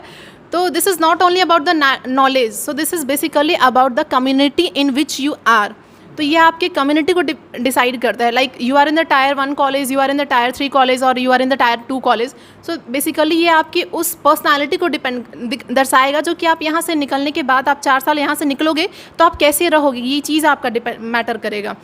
तो इसके लिए ना लाइक यही होता है कि कॉलेज का जो कम्युनिटी जो होता है ना वो इस फैक्टर को मतलब बहुत ज़्यादा अफेक्ट करता है कि आप यहाँ से निकलोगे तो आपका क्या एक तरीके का आपका लाइक आप किस तरह के आप एक पर्सनालिटी लेकर के यहाँ से आप निकलोगे। तो बेसिकली यही होता है जो कि कम्युनिटी से एक बहुत बड़ा हम लोग को फ़ायदा होता है। तो यही फ़ायदा जो होता है वो शायद हमारे कॉलेज में नहीं होता है क्योंकि कम्युनिटी का कहीं ना कहीं पर लैक है। But yes actually IITs NIT के लोगों को यही फ़ायदा होता है। तो वहाँ पर बेसिकली क्लब्स वगैरह जो होता है ना वो सबसे ज़्यादा ये सारी चीज़ में हेल्प करता है। लाइक हमारे कॉलेज में भी बहुत सारे क्लब थे जैसे कि नुक्कड़ क्लब था और डांस क्लब वगैरह था। तो अभी तो कुछ भी ऐसा एक्टिव नहीं है और एक्चुअली ये गैप बस इसलिए हो गया क्योंकि कोविड के कारण ये सारा बहुत कुछ रुक गया है। तो ये चीज़ है मतलब कि ये सारे क्लब्स वगैरह थे बट हमारे कॉलेज में कभी स्पिरिचुअलिटी क्लब नहीं था क्योंकि बेसिकली आप लाइफ लॉन्ग आप जो भी अचीव कर रहे हो, जैसे कि आपको लाइक हम लोग जानते हैं कि हम लोगों के साथ ये चीज़ था कि 10th तक पढ़ना है उसके बाद तो नहीं पढ़ना है, फिर ये चीज़ था कि 12th तक पढ़ना है उसके बाद तो नहीं पढ़ना है, फिर लगता था कि नहीं अब कॉलेज ग्रेजुएट हो गए तो मतलब कि अब तो गए अब कुछ नहीं पढ़ना है। बट मैं बता रही हूँ कि मतलब हम लोग शायद ये चीज़ सब कुछ फील कर चुके हैं कि अभी तक जो था वो तो बस बच्चा वाला चीज़ था। क्योंकि इस लाइक 17-18 साल में जो भी किए उससे एक जॉब मिला और एक अच्छा मतलब एक होता है ना कि लाइक आपको पर्सनालिटी ग्रोथ वगैरह करने में हेल्प मिला। बट बेसिकली लाइफ जो है ना वो अब स्टार्ट होगा। तो हम लोग बहुत बार बहुत चीज़ों को टाल देते हैं कि नहीं लाइक अगर कुछ मतलब कि अगर खुद पे ध्यान देना है तो कर लेंगे ना, कॉलेज ख़त्म होगा तो कर लेंगे, 12th पास आउट कर लेंगे तब कर लेंगे, बट ये चीज़ कभी नहीं हो पाता है। तो ये सब के लिए एक होता है ना कि लाइक आपके पर्सनालिटी ग्रोथ में एक अलग तरीके से भी कि लाइक नेगेटिविटी को रिमूव करने के लिए, आपके लाइफ में पॉजिटिविटी लाने के लिए एक्चुअली ये स्पिरिचुअलिटी क्लब का मतलब मैं चाहती हूँ कि लाइक हमारे कॉलेज में ये चीज़ स्टार्ट हो। इवन इनिशिएट भी हो गया है क्योंकि बहुत सारी गर्ल्स जो हैं उनका लाइक मैंने बना भी दिया है जो कि एक्टिव हो चुकी हैं और रेगुलर बेसिस पे अपना अपडेट्स मुझे देते रहती हैं। तो ये एक्चुअली एक क्लब मैं चाहती हूँ कि बेसिकली एक ऑफिशियल क्लब बन जाए जिससे कि लोगों का ग्रोथ हो, क्योंकि ये ऑलमोस्ट कॉलेज में है बट हमारे कॉलेज में नहीं है। सो ये एक like regarding club. Thank you ma'am. अब मैं शिवानी मैम से पूछना चाहूँगा कि आप अपना एक्सपीरियंस बताएं मैम, आपका कॉलेज एज का एक्सपीरियंस आपने 4 साल में किस तरीक़ा से आपने इसको देखते हैं, इस 4 साल को किस तरीक़ा से आप देखते हैं, आप अपना व्यू बताएं इसमें से। Yes ma'am. हाँ, तो बेसिकली क्या है कि कॉलेज का सब लोग डेस्परेटली वेट करते हैं कॉलेज में जाने के लिए, क्योंकि ये बात जैसा नेहा ने बोला, मुझे भी लगता था कि 12th तक पढ़ाई करनी है, कॉलेज में आकर तो चिल करना होता है, थोड़ा बहुत पढ़ाई करना होता है। तो मैं भी बहुत एक्साइटेड होकर यहाँ आई थी, जाना कहीं और था बट आ गई यहाँ। तो यहाँ पर हमारे कॉलेज में क्या है, बेसिकली हमें वो इन्वायरमेंट नहीं मिल पाता है जो अदर कॉलेज में मिलता है। एक तो है कि बिहार का कॉलेज है, यहाँ पर अदर स्टेट्स के लोग नहीं आते हैं, तो हम लोग जिस इन्वायरमेंट में अब तक रहते आए हैं उसी इन्वायरमेंट में रहते हैं, ज़्यादा चेंज हम लोगों को नहीं मिलता। और चेंज बहुत इंपॉर्टेंट होता है हम लोग के ग्रोथ के लिए। तो खैर वो हो गया, मेरी एक्सपीरियंस पे आते हैं। तो फर्स्ट ईयर नॉर्मल था, कुछ भी नहीं था, मैं थोड़ी सी सीधी सादी, शाई, हेजिटेटिंग उस टाइप की लड़की थी। मैं रोज़ क्लास जाती थी, अपना काम करती थी, हो गया। फर्स्ट ईयर तक मेरा कुछ भी नहीं था कि मुझे किस फील्ड में जाना है। सेकेंड ईयर में जब आई तो हमारे कॉलेज के मोस्टली सीनियर्स गेट ओरिएंटेड रहते थे, एमटेक करते थे, एमटेक के बाद कहीं और जाते थे, और अच्छा उतना कुछ खासा इंटरेक्शन भी नहीं था अपने एलुमनी से, मेरा बिल्कुल भी नहीं था एटलीस्ट। तो अपने सबसे पहले स्टार्ट हुआ था SIH आया था, अदरक मैंने कहीं से सुना था स्मार्ट हैंडेड हैकथन के बारे में, तो उसमें पार्टिसिपेट करने के से मेरा एक्चुअली स्टार्ट हुआ था कि मुझे करना क्या है। तो मेरी फ्रेंड थी साक्षी, इसने मुझसे आकर बोला कि तुम हमारे टीम में आओगी, करोगी, क्योंकि SIH में ऐसा होता है कि अगर टीम में गर्ल्स रहती हैं तो थोड़ा सा प्रेफरेंस मिलता है। अगर टाई अप हो रहा है ना तो गर्ल्स अगर नंबर ज़्यादा है तो उसको थोड़ा सा प्रेफरेंस मिलता है। तो मैं कन्फ्यूज़ हाँ मैंने बोल दिया। उस वक्त तक मुझे ना कोडिंग आता था ना डेवलपमेंट आता था, मैं कुछ नहीं करती थी, बस सब्जेक्ट जो पढ़ाया जाता था मैं पढ़ती थी और मोबाइल बेकार सोशल मीडिया यूज़ करती थी। तो यही सब था। फिर पहली बार मैंने SIH में पार्टिसिपेट करने के लिए, जैसे मुझे ऐप बनाना था हम लोगों को, एक डॉक्टर से अपॉइंटमेंट ऐप हम लोग बना रहे थे इसमें प्रेजेंट करने के लिए। SIH में प्रॉब्लम स्टेटमेंट मिलता है, उसके अकॉर्डिंग ही बनाना होता है, तो उसमें कुछ था एक ऐसा। तो वहाँ से मुझे आता नहीं था, मोहित भी थे और हमारे टीम में 2 लोग थे, तो इन लोगों को थोड़ी बहुत नॉलेज थी, तो ये लोग वो देख रहे थे और मैं एक्सप्लोर कर रही थी बेसिकली, थोड़ी बहुत डिज़ाइनिंग वाली चीज़ें, इंफॉर्मेशन कलेक्ट करना, वो सब करती थी। तो क्या है ना कि ऐसा कुछ नहीं है कि अगर कोई आकर के आपको बता देता है कि आपको माइक्रोसॉफ्ट कंपनी ज्वाइन करने के लिए आपको ये क्वेश्चंस पढ़ने हैं, आपको ये चीज़ें करनी है, आप करो, हो जाएगा। ऐसा नहीं है कि आपको कोई दे देगा टारगेटेड चीज़ कि यही करना है, हो जाएगा। एक्सप्लोर करना बहुत इंपॉर्टेंट है। आप उब जाओगे करते करते, आपको पता ही नहीं रहेगा कि मैं कर रहा हूँ, सही है गलत है, ये नहीं पता रहेगा।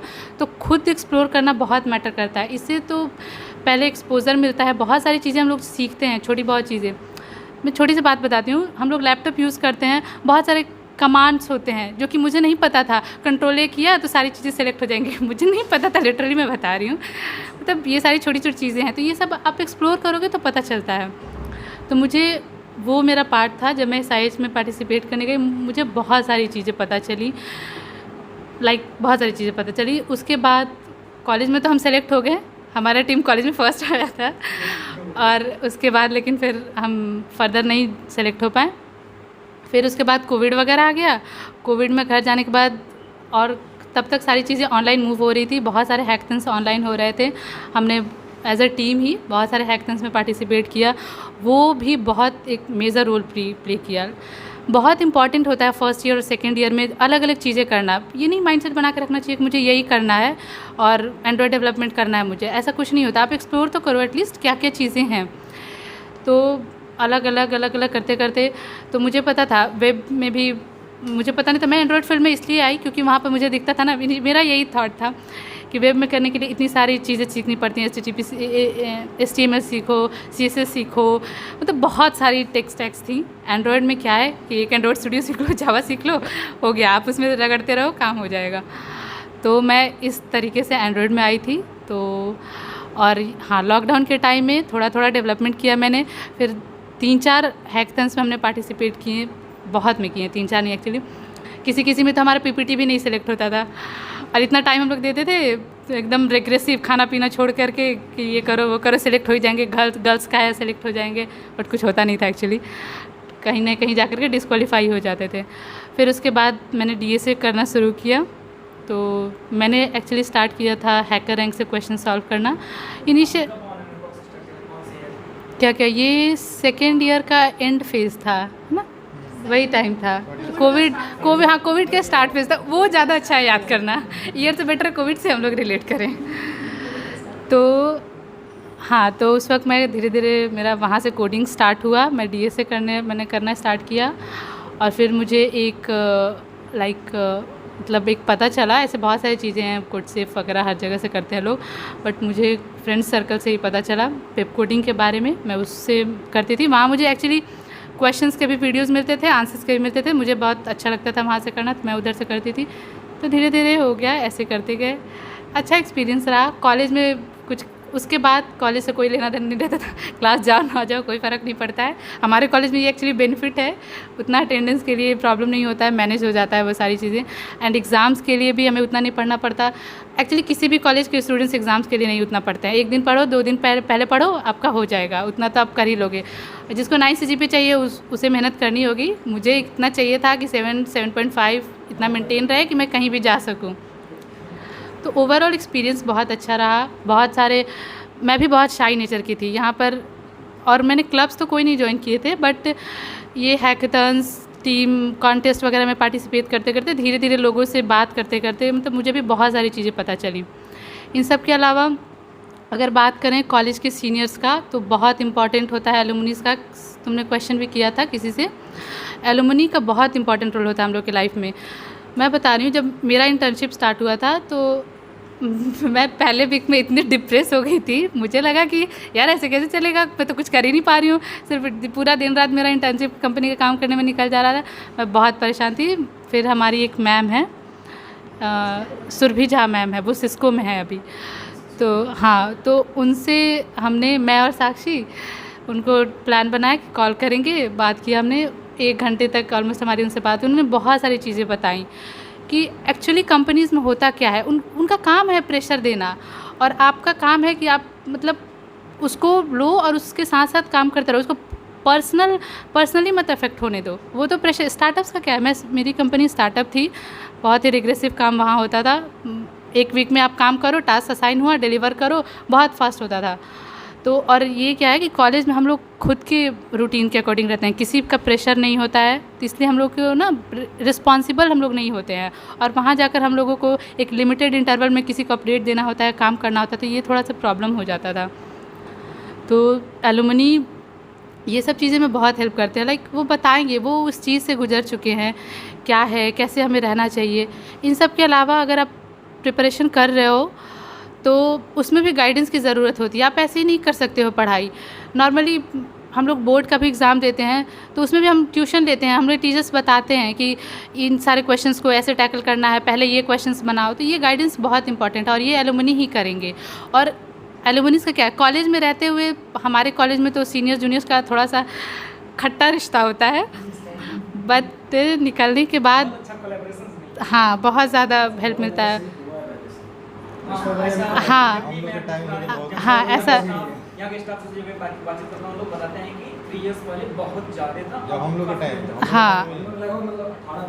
हाँ, बट अब बहुत मतलब चीज़ें काफ़ी ठीक हो गई हैं। धीरे धीरे देखो क्या होता है, इन्वायरमेंट कहीं का भी स्टूडेंट से बिल्ड होता है। कॉलेज कुछ नहीं करेगा, फैकल्टीज़ क्या करेंगे, प्रोफेसर्स क्या करेंगे, हमारा बिहेवियर डिसाइड करता है कि कैसे इन्वायरमेंट में है। अगर हमारे बैच में बहुत मतलब अच्छा इन्वायरमेंट है। एटलीस्ट हम लोग के पहले के बैच में प्लेसमेंट के लिए बहुत लोग अवेयर नहीं रहते थे। आप लोग पहले बैच हैं जेईई मेंस के थ्रू आने वाले, पहले तो BCS नहीं, हमारे हाँ हम लोग BCSC से आए हैं। हाँ, तो मैं बता रही थी एलुमनीज़ के बारे में। तो यही बात है, एलुमनी से आप सबको भी सबको टच में रहना चाहिए। वो उन्हें अच्छा लगता है अपने कॉलेज के स्टूडेंट्स को गाइड करके, उन्हें बहुत खुशी मिलती है। और इवन हाँ श्योर रहो। और हमारे भी हाँ, तो वही बात है। इवन जैसे बात आती है रेफरल लेने की, आजकल बहुत इंपॉर्टेंट है रेफरल लेना, क्योंकि कंपनीज़ में यार अप्लाई करते जाओ आप, पता नहीं क्या होता है, मुझे तो समझ ही नहीं आता है क्यों नहीं रिस्पॉन्स देते वो लोग, रिजेक्ट ही कर दो, मतलब रिज्यूमे नहीं सिलेक्ट होता। बहुत इवन इंटर्नशिप करने के बाद भी बहुत सारी ऐसी कंपनीज़ है जहाँ पर रिज्यूमे नहीं सिलेक्ट करते वो लोग। तो इन सब जगहों पर रेफरल बहुत इंपॉर्टेंट रोल प्ले करता है। और अगर आपके एलुमनी रहेंगे तो वो खुशी खुशी देंगे। तो एक्सपीरियंस मेरा बहुत अच्छा था, बहुत कुछ मैंने सीखा, एक्सपोजर मिला, एंड आई होप आप सबको भी मिले। Thank you. नीलेश सर, आप बताएंगे कि जो है आपने स्टार्टअप का आइडिया कहाँ से आया और आपने इसको किस तरह से मूव ऑन किया इसमें? पहले कॉलेज का एक्सपीरियंस बता देता हूँ। हाँ, जब एडमिशन चल रहा था, मतलब 18 में एडमिशन कराया, तो मैं पहले भागलपुर आया नहीं था कभी भी। मैं नज़दीक से यहीं लखीसराय से हूँ, लेकिन मैं भागलपुर नहीं आया था कभी, और कभी सोचा भी नहीं था, मुझे पता भी नहीं था कि भागलपुर इंजीनियरिंग कॉलेज है। मुझे MIT के बारे में सिर्फ पता था, बिहार में एक कॉलेज है MIT, उसी के बारे में जानता था, और भागलपुर के बारे में जानता नहीं था। और ऐसा भी था कि मेरे मामा जी यहाँ से पास आउट थे, लगभग 90s बैच 1990 बैच के पास आउट है, मेरे कज़न मामा जी हैं यहाँ से पास आउट, और हमको पता नहीं था कि, मतलब सोच लो ऐसा हाल था। जब मैं फिर यहाँ पे आया तो आते के साथ मतलब इतना मूड ख़राब हुआ कॉलेज आके। पहले इतना रोड ख़राब था, पूरा सबौर स्टेशन उतरा, फिर यहाँ पे आया पूरा मूड ख़राब। मतलब मैं इतना डिप्रेस फील हो रहा था मुझे, मैं यार कहाँ आ गया हूँ, मैं यहाँ पे एडमिशन करा रहा हूँ, अजीब लग रहा है मुझे, मतलब बहुत बुरा लग रहा था। लेकिन अगर मैं उस टाइम को और अभी से कंपेयर करता हूँ तो फिर वो चीज़ सब चला गया। शुरुआती में मैं 2-4 महीना, मतलब बोल सकते हैं कि फर्स्ट सेमेस्टर तक ये प्लान था कि नहीं यार फिर से मेंस का तैयारी करना है, लेकिन मैं मेंस का तैयारी भी नहीं कर सकता था सही से, क्योंकि मेरा 20 परसेंटाइल वाला केस में प्रॉब्लम हो चुका था। अब उसके लिए फिर बोर्ड दो, ये दो, तो फिर छोड़ दिया मैं उसको। तो फिर चलो अब यहीं रहना है, यही करना है। CSE ब्रांच मिल गया। फर्स्ट ईयर में तो क्लासेस भी लगभग आता ही था, चलता ही था, सब चीज़ चला ही। ऊपर से यहाँ गुटबाजी जो होती है फाइलम वाइलम, तो सब में भी एडअप करने का प्रयास किया गया, मैं एडअप हुआ नहीं। उसके मतलब नहीं हुआ एडअप, फिर निकल गया। और फिर आगे ठीक ही चला, फर्स्ट ईयर लगभग सही चला। उसके बाद फर्स्ट ईयर में शायद या सेकेंड ईयर में इसरोस का कब हुआ था, रोबोटिक्स वाला, हाँ, उसमें ज्वाइन हुआ। फिर उसमें टीम बना। और ये होता है कि आपका कॉलेज का स्टार्टिंग में जो टीम बनता है ना, ग्रुप, चाहे कोई भी आपका डिपार्टमेंट में हो या कोई भी क्लब से जो भी ग्रुप बनता है, वही ग्रुप रह जाता है लास्ट तक। यही होता है वो, आप उसमें मतलब ऐसे आप उसमें कुछ नहीं कर सकते हो। अब किस्मत ख़राब है तो किस्मत ख़राब हो जाएगा, अच्छा है तो अच्छा रहेगा, बस ऐसा ही। तो ऐसा ही रहेगा। तो ऐसा ही मेरे साथ भी कुछ हुआ, ऐसा घटना घटी मेरे साथ, फिर चला और अभी तक झेल रहा हूँ उसी घटना। फिर सही था। फिर सेकेंड ईयर में फिर कुछ वही, सेकेंड ईयर बोल सकते हैं या फर्स्ट ईयर के लास्ट में वही वेबसाइट बनाना स्टार्ट। उसमें मतलब बेसिक स्क्रैच पे उस समय कुछ समझ में नहीं, सिर्फ HTML और CSS कुछ आती थी, और पूरा फंक्शनल वेबसाइट नहीं था, जावास्क्रिप्ट कुछ नहीं आती थी। फिर उससे धीरे धीरे कुछ वेबसाइट बनाया, बहुत अच्छा लगा। उसके बाद फिर कुछ ट्राई किया था, फिर रन भी किया था। सेकेंड ईयर में रन भी किया था, कॉलेज में रन भी किया, मतलब यहाँ भागलपुर में रन भी किया था। लगभग अच्छा रिस्पॉन्स था, ठीक था। बहुत सीनियर का कॉल आता था, अच्छा तुम ट्यूशन वाला काम कर रहे हो, कंसल्टेंसी वाला काम है ना, छोड़ दो यार ये सब मत करो, गेट का तैयारी करो। तो ऐसा भी होता है, मतलब आप मतलब क्योंकि माहौल नहीं उस तरह से यहाँ, मतलब सोच लो कि प्लेसमेंट का माहौल है ही नहीं। स्टार्टअप तो फिर मतलब दूसरा गोला का चीज़ हो गया, समझ रहे ना। तो ऐसा कहानी है, मतलब प्लेसमेंट का भी माहौल नहीं है। तो फिर थोड़ा सा, लेकिन मुझे इस सबसे कुछ फ़र्क नहीं पड़ता, मतलब जो करना है मैं अपने करते गया। मैं वो ज़्यादा उतना इंटरेक्शन उस सब चीज़ में नहीं रखा, फिर चलते रहा। और सबसे ज़्यादा कमी आती है कि हम लोग का सीनियर का एलुमनाई बिल्डअप उतना सही नहीं है कॉलेज में। ये तुम लोग भी नोटिस नहीं है, मतलब अब तो कुछ बनने लगा है, वही मतलब कोविड की वजह से ऑनलाइन लोग जब आने लगे तो बहुत कनेक्शन बनने लगा। अब पहले से बिल्डअप उतना है नहीं, जो भी बिल्डअप है तो एक मतलब एक सीमित जगह तक है, किसी लोग तक है, किसी लोग तक नहीं है, मतलब इस तरह से, मतलब नहीं है, अच्छा बिल्डअप नहीं है। तो उस पर हम लोग चाहते हैं कि एक अच्छा बिल्डअप बने। तुम लोग अगर इनिशिएट करते हो तो, क्योंकि हम लोग तो निकलेंगे, फिर तुम लोग इनिशिएट करोगे तो वो बन जाएगी। वो धीरे धीरे बनने लगेगी। मैं खुद ही ऑब्ज़र्व कर रहा हूँ कि अब कुछ कुछ वो चीज़ें सही हो रही है। फिर ऐसे ही था, फिर सीनियर का उतना बिल्डअप नहीं था, जिसकी वजह से उतना उसमें मतलब आपका स्टार्टअप में मतलब उतना सीनियर का मदद नहीं आया।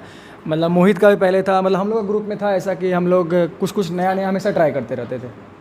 मतलब मोहित का भी था डॉक्टर वाला ऐप, मतलब ये था अपॉइंटमेंट शेड्यूलिंग वाला कुछ ऐप था इस तरह से। फिर एक और कुछ था तुम्हारा फीमेल वाला कुछ, वो हाँ वो वाला था। तो वुमेन सेफ्टी को लेके भी था। तो हम लोगों ने काम किया और गवर्नमेंट स्टार्टअप पे बहुत ज़्यादा फंडिंग कर रही है अभी। मतलब स्टार्टअप इंडिया एक स्कीम भी है सेंट्रल गवर्नमेंट की, आपका स्टेट गवर्नमेंट भी फंडिंग करती है, कॉलेज में फंडिंग आती है। हाँ, अब कॉलेज को उस पर काम करना होता है, मतलब कॉलेज को मतलब बहुत होती है। मतलब आप स्टार्टअप करना चाह रहे हैं तो कॉलेज फंडिंग देता है, आपका बिहार गवर्नमेंट की तरफ से भी फंडिंग मिलती है। तो इस तरह का कहानी था स्टार्टअप को लेके। अब बाकी मतलब वही है कि गवर्नमेंट तो फंडिंग दे रही है, गवर्नमेंट इस पर इनिशिएशन ला रही है, लेकिन कॉलेज उतना ज़्यादा एग्रेसिवली इस पर काम नहीं कर रहा है। और हम लोग को भी होता है कि आप सेकेंड ईयर तक काम कर लोगे, लेकिन थर्ड ईयर आते आते मतलब आपको थोड़ा डर आने लगता है कि भाई कैरियर इसमें है या नहीं है। क्योंकि आपके पास कुछ भी है तो आप मतलब आपको लगता है मैं इसको स्केल अप कर पाऊँगा या नहीं कर पाऊँगा।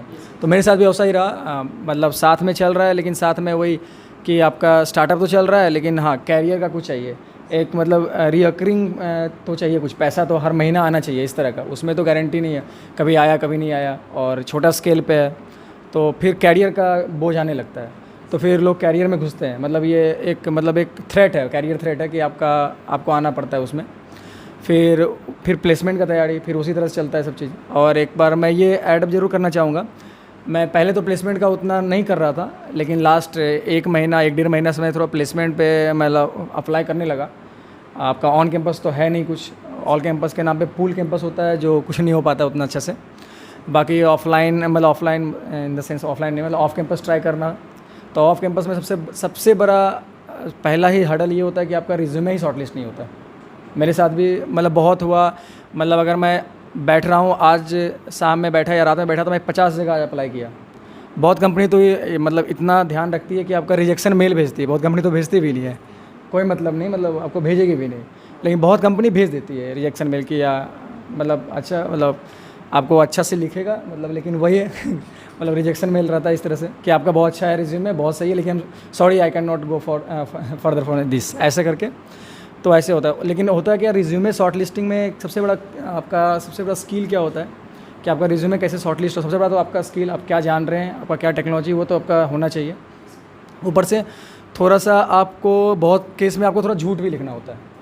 हाँ, बहुत मतलब सीनियर से भी सुनने में आया कि ऐसा कि आपको बहुत ज़्यादा मतलब पूरा सच नहीं रहना है, थोड़ा सा झूठ लिखना पड़ेगा।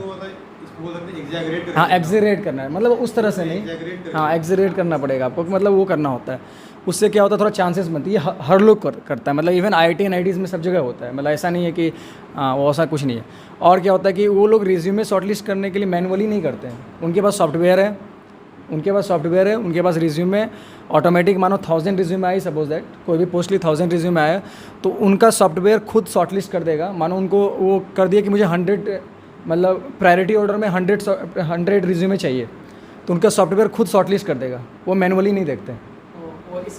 हाँ नहीं, वो मैनुअली रिज्यूमे नहीं देखते, देख ही नहीं सकते, लाखों लाख रिज्यूमे आता है, मैं सॉफ्टवेयर देखता है। सॉफ्टवेयर क्या करता है, जैसे उनका जो जॉब पोस्ट है, उनका जो रिक्वायरमेंट है, जो स्किल है, जो भी उन्होंने डाला है, तो उनका एक कीवर्ड होता है, मतलब हर चीज़ का। जैसे जावा हो गया, सपोज जावा हो गया, जावा स्क्रिप्ट हो गया, रिएक्ट हो गया, Node.js, जो भी जितना भी है, मतलब SQL हो गया, जो भी मतलब आपका टेक्नोलॉजी, जो भी आपका कीवर्ड है, आप मतलब कोई भी पोस्ट के लिए अप्लाई कर रहे हैं, तो आपका रिज्यूमे में वो पोस्ट से कितना मिलता जुलता कीवर्ड है, कितना परसेंटेज मिलता जुलता है।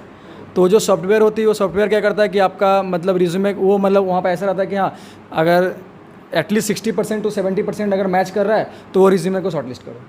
तो वो उस पर मैटर करता है कि आपका रिज्यूमे का कीवर्ड जो होता है, वो आपका जॉब पोस्ट से बहुत ज़्यादा मैचिंग होना चाहिए, उस पर डिपेंड करता है। तो मेरा खुद में ऐसा रिजेक्शन हुआ, फिर थोड़ा सा इसमें एक्सप्लोर किया, कुछ बात किया सीनियर से या अपने कलीग से बात किया, तो पता चला कि आपको ये चीज़ ध्यान रखना होता है। तो बहुत बार क्या होता है कि हम लोग क्या करते हैं कि एक रिज्यूमे बना हुआ है, एक कॉमन रिज्यूमे बना हुआ है, और हम लोग हर जगह वही मारते जाते हैं। तो उसमें ठीक है, तो उसमें क्या होता है कि प्रोबेबिलिटी आपका कमता है, मतलब आप हर जगह कॉमन रिज्यूमे डाल रहे हैं। बहुत बार तो ऐसा होता है आप देख भी नहीं पाओगे कि रिक्वायरमेंट क्या है, हम लोग उतना नहीं पढ़ पाते हैं, नहीं पढ़ सकते हो, डालते रहते हैं हम लोग, पूरा मतलब ऐसे करते रहते हैं, इस तरह से रहता है।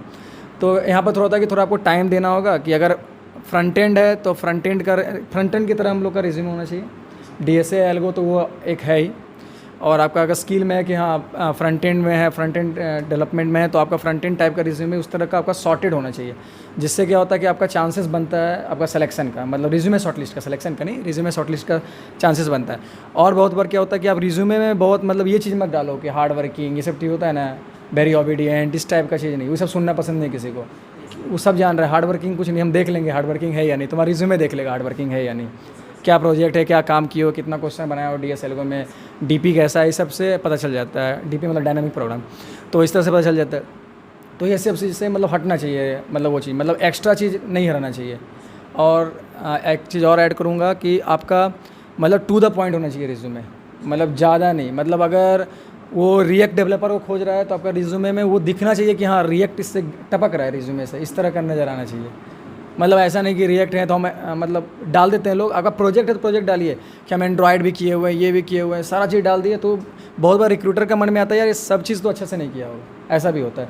मतलब पॉइंट टू पॉइंट ये चेंज हो सकता है, लेकिन ये होता है कि रिक्रूटर को लगता है, जैसे हम लोग भी अगर, जैसे मैं खुद स्टार्टअप में ऐसे काम करता हूँ, मुझे भी अगर रिज्यूमे शॉर्टलिस्ट करना था तो मैं ये चीज़ देखता हूँ कि यार इतना चीज़ तो नहीं किया होगा, तो उसके पास तो उतना टाइम नहीं है कि सबका रिज्यूमे देखे, तो रिज्यूमे को थोड़ा साइड कर देता है। फिर देखता नहीं मेरा जॉब से एकदम टू द पॉइंट ये है, ये बंदा रिएक्ट किया है तो रिएक्ट पे ही सारा किया है, तो ऑब्वियसली सिर्फ रिएक्ट किया है तो रिएक्ट ही ज़्यादा किया होगा, तो ये चीज़ होती है। और हम लोग क्या गलती करते हैं स्टार्टिंग में कि हम लोग सारा चीज़ करते हैं, मतलब हम भी थे तो HTML भी कर रहे हैं, कभी मतलब प्रोग्रामिंग में कर रहे हैं तो प्रोग्रामिंग मतलब कभी कम्पिटिटिव प्रोग्रामिंग कर रहे हैं तो उधर चले गए, फिर इसको छोड़ दिए, मतलब हम लोग बैलेंस नहीं कर पाते हैं। तो ये चीज़ बहुत बड़ा इशू होती है। और आपको क्या होता है कि आपको सेकेंड ईयर तक ये चीज़ आपको सोच लेना चाहिए कि हमको किस फील्ड में जाना है, मतलब क्या करना है। अगर डेवलपमेंट में जाना है तो वेब में जाना है या ऐप में जाना है, अगर ऐप में जाना है तो हमको किस चीज़ में करना है, कॉटलिन से करना है या जावा से करना है, अगर हम डेवलपमेंट में जा रहे हैं तो किस पे करना है, मतलब रिएक्ट या एंगुलर या जो भी जिस पे करना है, तो आप पहले डिसाइड हो लें और अब उसमें घुस जाइए। मतलब ज़्यादा आपको नहीं करना चाहिए, मतलब आप इन्फॉर्मेशन के लिए कर रहे हैं ठीक है, लेकिन आपको ज़्यादा उसमें घुसा रहना चाहिए। मतलब जहाँ तक मुझे अभी तक ये एक्सपीरियंस हुआ और मैं कुछ फेस किया हूँ तो मुझे ये समझ में आ रहा है अभी तक। सर ये अब इंटरव्यू रैप अप करना चाहेंगे, उससे पहले एक प्रश्न आपसे सर मोहित सर से पूछना चाहेंगे सर कि जो है इंटरव्यू में आपने किस टाइप से वर्क किया जो कि आपको जो है PPO मिल गया, मतलब इंटर्नशिप के दौरान ही या इंटर्नशिप के जस्ट बाद ही आपने किस तरह से वहाँ पे काम किया उसका। हाँ ये सर मतलब इंटर्न के बाद यस आपको जो स्टॉक्स में PPO मिल गया था ना, मतलब आपने वहाँ पे किस टाइप का मतलब किस तरह से काम किया है, किस तरह से वहाँ पे एक मतलब कि चीज़ों को ये किया जो कि आपको जो है मिल गया मतलब कि PPO। देखो यहाँ पे भी दो चीज़ है, मतलब पहला तो ये है ना कि जब तुम इंटर्न स्टार्ट कर रहे होते हो, मतलब क्योंकि तुम कॉलेज से जा रहे हो, तुम कभी कितना भी मतलब मैंने भी काफ़ी एक्सटेंसिव प्रोजेक्ट्स पे काम कर रहा था जो कि प्ले स्टोर पे डाला था, फिर भी मैं वहाँ गया तो मतलब बहुत सारी चीज़ें जो मुझे पता ही नहीं थी एंड्रॉयड के बारे में, मतलब मैक्सिमम चीज़ें ऐसा लग रही। इनफैक्ट तो मैंने जावा में काम करा था, यहाँ कॉटलिन हो गया था, मतलब लैंग्वेज ही चेंज हो गया। उसके बाद बहुत सारी चीज़ें चेंज हो जाती हैं। इंडस्ट्री लेवल पे बहुत सारी चीज़ें होती है जो तुझे हमें पता ही नहीं होती है कि वो चीज़ वहाँ पे यूज हो रही होंगी, यहाँ पे नहीं हो रही होंगी, ठीक है। तो ये एक चीज़ है। सबसे मुझे ऐसे क्रिस्प और क्रक्स में बोले ना, तो सबसे अच्छा चीज़ है कि तुम ट्राई करो कि जो भी चीज़ें तुम एनकाउंटर कर रहे हो, ठीक है, उसको तुम समझो, सीखो और ट्राई करो कि तुमको कैसे मज़ा आए काम करने में, ठीक है। सिंपल चीज़ है, ट्राई करो कैसे मज़ा आएगा। अगर तुमको मज़ा आएगा ना काम कोई भी चीज़, अगर एक सिंपल बात बोलते हैं, अगर तुम दर्जी हो, अगर कपड़ा सिलते हो, अगर तुमको मज़ा आ रहा है ना, तो उस जगह का तुम पॉपुलर दर्जी बन जाओगे। तुमको मज़ा आना चाहिए काम करने में, बस यही करो। हाँ थैंक यू सर।